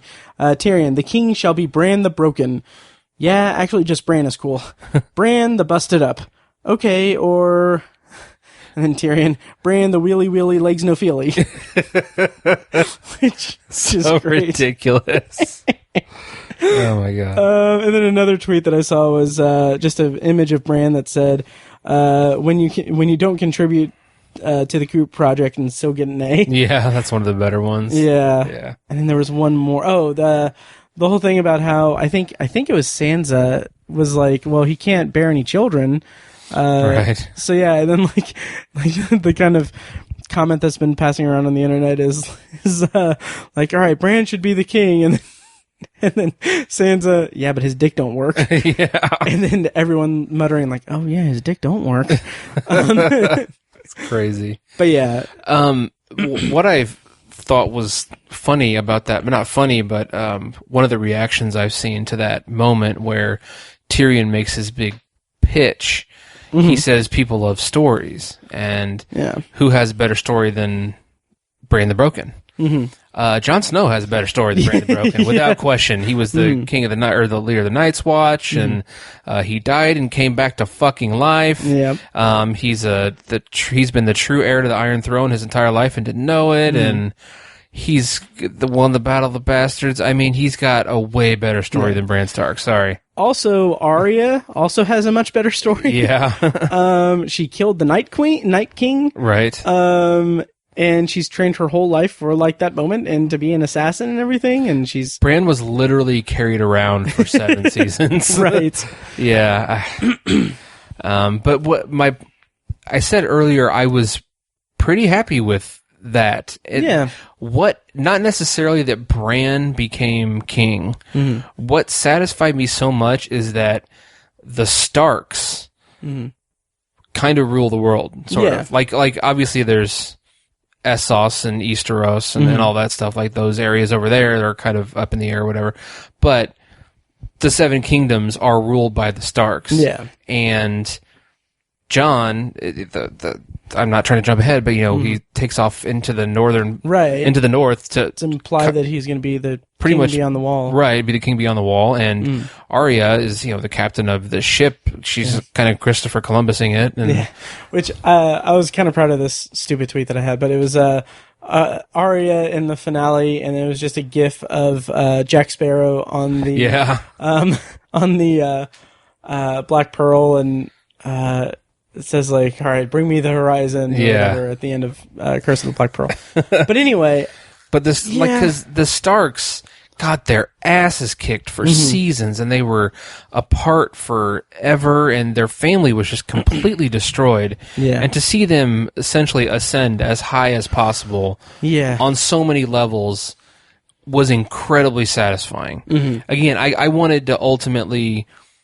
Seasons ago, I was like, I want to see Daenerys win the throne. I want her to rule the Seven Kingdoms. That's what I want to see. Since she went cray-cray, I was like, well, Jon, I want to see that's just an incredible story and just remarkable. I would love to see that come to fruition. And so that's what I ultimately wanted, but I am so strangely satisfied with the Starks being on top.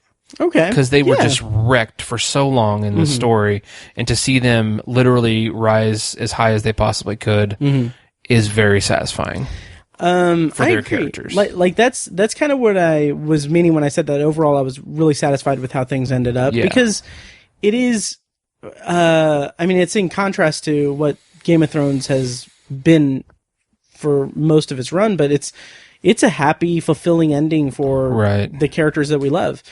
And like, it's something that I'm kind of wrestling with just a little bit, just because on one hand, it's like, okay, I'm so used to the show just pulling the rug out from under my feet. Like, is it in keeping with the tone of the series that these characters survived and lived happily ever after? Or is it as satisfying as my initial reaction is that, okay, these characters that I love are happy, and they have created they're in, like, all of these characters, like, not just the Starks, like, all the characters that lived are now creating the, like, not perfect government, but like, they're creating like a world where they're going to actually rule and be happy, and they're not going to play these shitty Game of Thrones. Games of Thrones.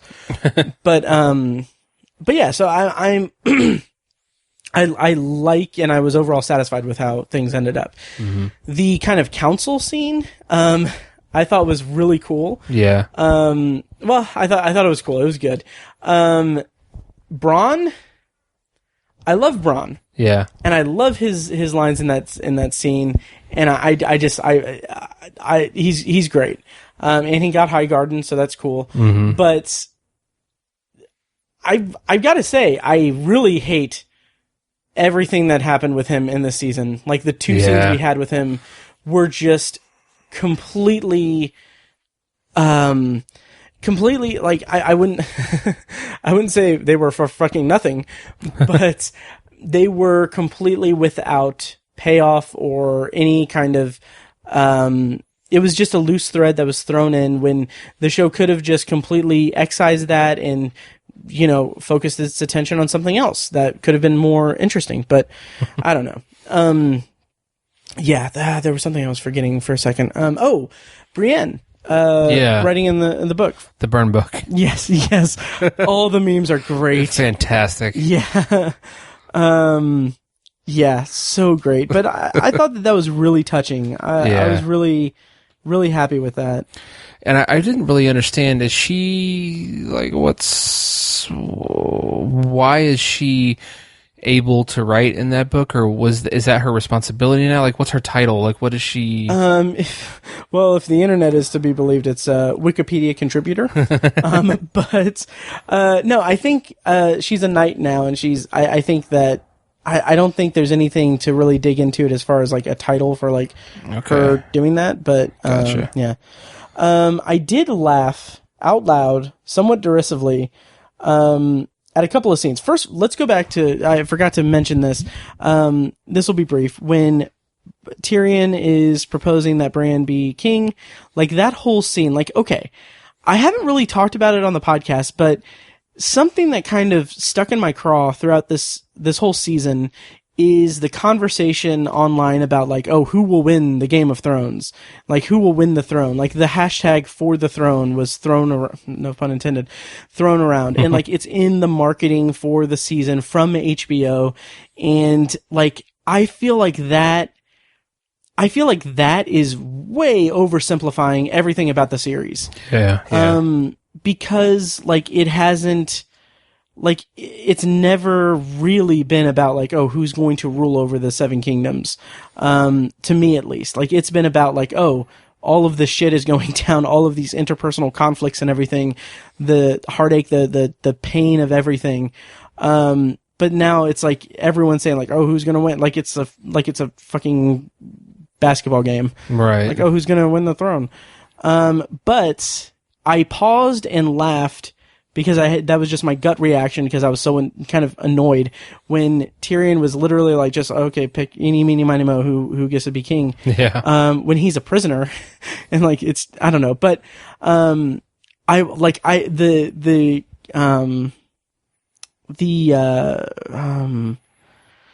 comparison I drew is like, it's really gonna fucking come down to like Tyrion being like the Bachelorette handing a rose to one of the people to be king. Like, is that really what's fucking happening in the show? Oh boy. So that kind of bugged me, but, so that, anyway, that's it. Okay. The council scene, there was something I was going to connect that to, but I can't remember. Okay. Yeah. So. Yeah, I really like the closing shot though.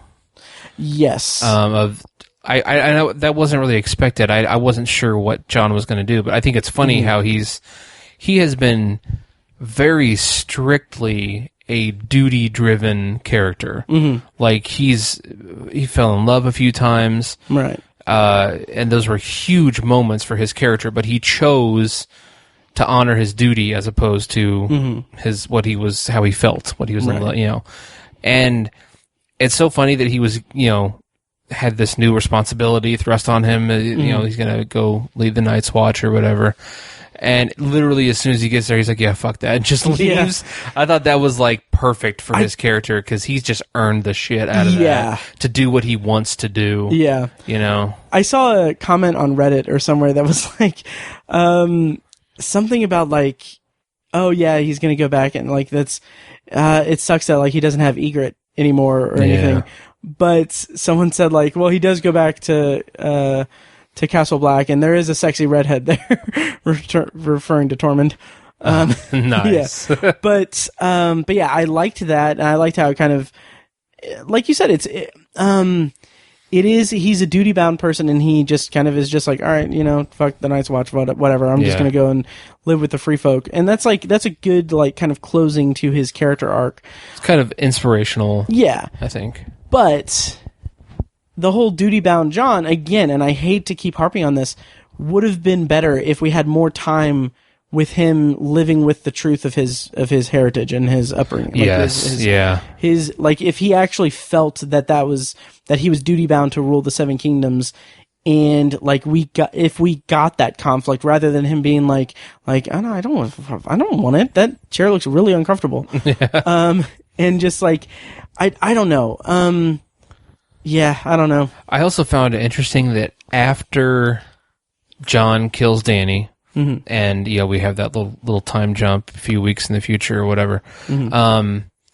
It's basically never mentioned again that he is Aegon Targaryen, right? Which I found interesting. No one was like, John needs to rule, and obviously I understood for political reasons that was never going to happen, right? Because the Unsullied and everyone was so against him and all that. Like I understand that. But I'm not complaining about it. I'm just saying I thought that was an interesting choice that wasn't even brought up again.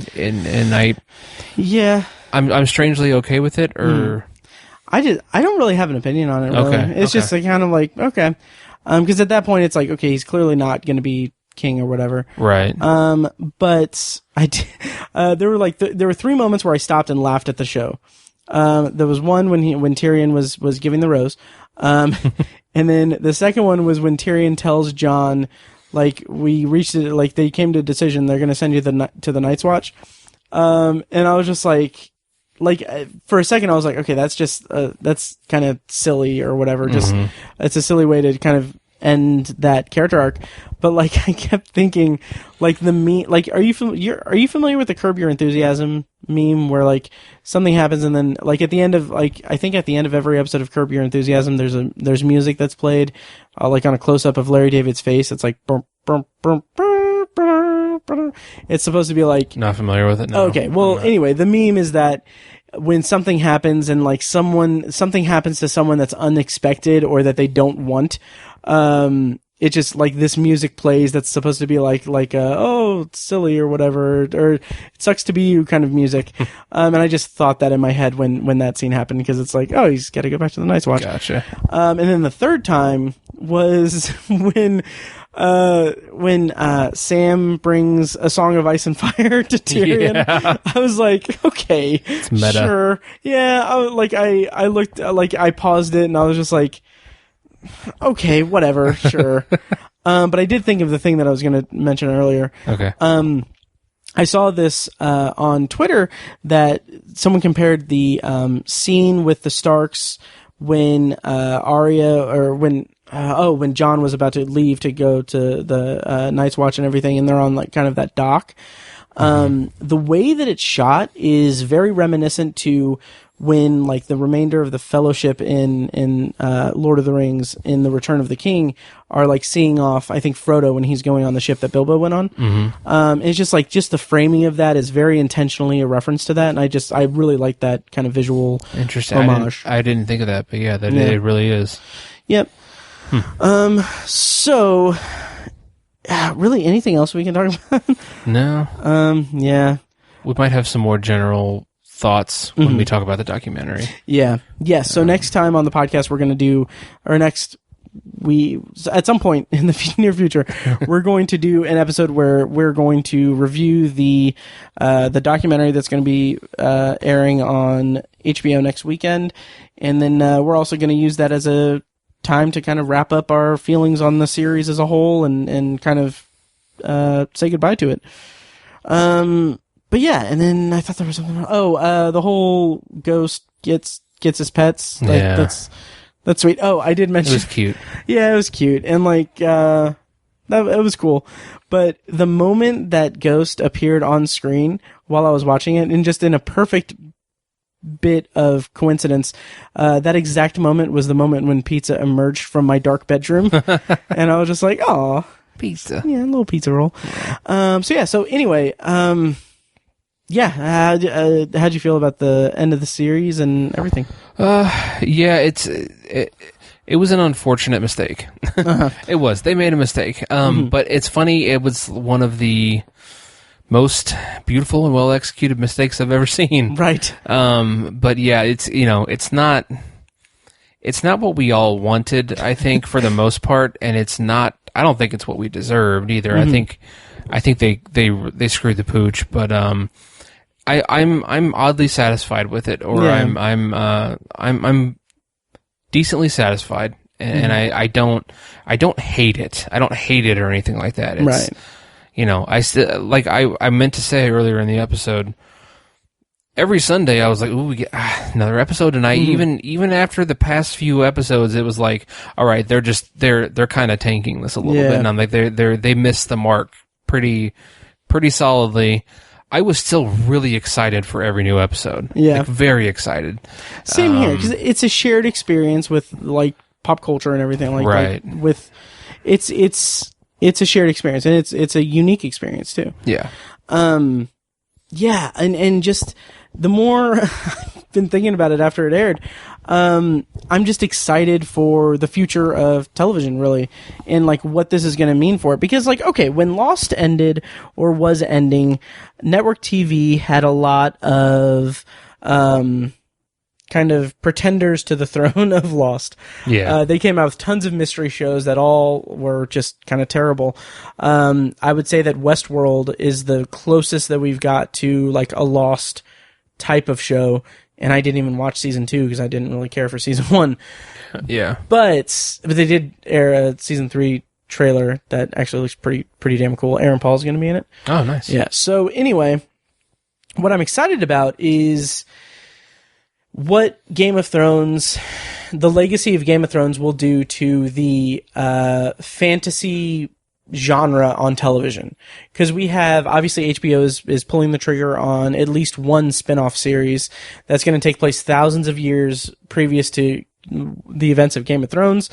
And I'm really all for that because as much as I was lukewarm on the last couple of seasons, there's no denying that this world, the world of Westeros, the universe building and the world building is incredibly dense and just really immaculately detailed. So any chance that they will expand upon that in the visual medium of television, I'm all for and I'm excited for. Mm-hmm. Then we get Amazon coming out with Lord of the Rings, and that's an entire like vast thing in and of itself. And I'm just excited about the prospect of digging into a mythology and a world that is on television. And then, of course, knock on wood, Dark Tower happens. Yeah. Gets past the pilot phase. Yep, and doesn't suck. Yeah, we'll see. So anyway, it's exciting. I'm excited to see what the legacy of Game of Thrones will be. And overall, I was satisfied with the finale, despite some issues with how it got there. Mm-hmm. So, having said that, that'll do it, I think, for this episode of The Obsessive Viewer. Thank you guys so much for listening. Of course, check out Patreon at patreon.com/obsessiveviewer for an exclusive RSS feed with a bunch of nonsense. I actually recently put together I basically put all of the Patreon exclusive recordings onto my VLC media player thing just so I could see like how much time it is. Yeah. And like it's been, I think we started that like last fall, like doing the pre-show recordings and stuff. There is over 8 hours worth of content there. Wow. And it's like, it's fun. It's silly bullshit back and forth, but it's a lot of fun. And if you like hearing what we, stumble through here, consider, checking out Patreon, minimum $1 per month, helps support the show and gets you access to tons of content. Yeah. And, so that'll do it. Final, kind of horror button, but check out Tower Junkies, our podcast about Stephen King and the Dark Tower series. If you are feeling like you want something else fantasy related, check out Tower Junkies, and I think eventually we'll start reading the Dark Tower series and talking about it, hopefully, maybe. Yeah. So we'll do like a read-along thing. And then finally, check out my solo podcast, Anthology, where I'm reviewing the Twilight Zone, the original series, as a first-time viewer, and doing bonus episode review series of the new Twilight Zone from Monkey Paw Productions on CBS All Access, and Black Mirror and other modern anthology science fiction shows. Having said that, thank you guys so much for listening, and we will see you next time. Thanks, guys.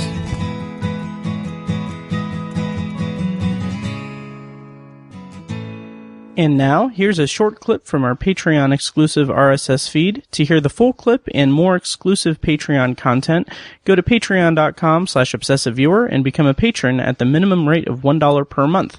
Thank you and enjoy. It happened. Right. But we can we can get the logistics worked out on that. Not so much. Yeah, Didn't happen. Yeah. Yeah, maybe next time series ends, Right. we can do something like that. Yeah. Sorry, guys. Yeah, they're cool with it. I'm making a unilateral decision to say that they're cool with it. The Obsessive Viewer podcast is edited and produced by Matt Hurt and presented by ObsessiveViewer.com. For a full archive of our episodes, go to ObsessiveViewer.com/OV archive. You can also like our Facebook page and join the OV Facebook group at Facebook.com/TheObsessiveViewer. And follow us on Twitter at ObsessiveViewer and at ObsessiveTiny. And follow our recurring co-hosts at I am Mike White, that's me, at R.A. Feckus, and at Burger_Lurker.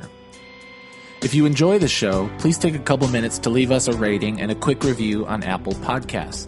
This is the easiest way to support what we do, and all it costs is a little bit of your time. If you'd like to donate to the podcast, you can make a PayPal donation at obsessiveviewer.com/donate, or support us on Patreon for recurring donations and access to commentary tracks and B-roll audio recorded exclusively for patrons at patreon.com/obsessiveviewer. Every donation goes toward paying the fees to keep the podcast running and is greatly appreciated. For official Obsessive Viewer merch, including shirts, mugs, phone cases, and more, visit our TeePublic store.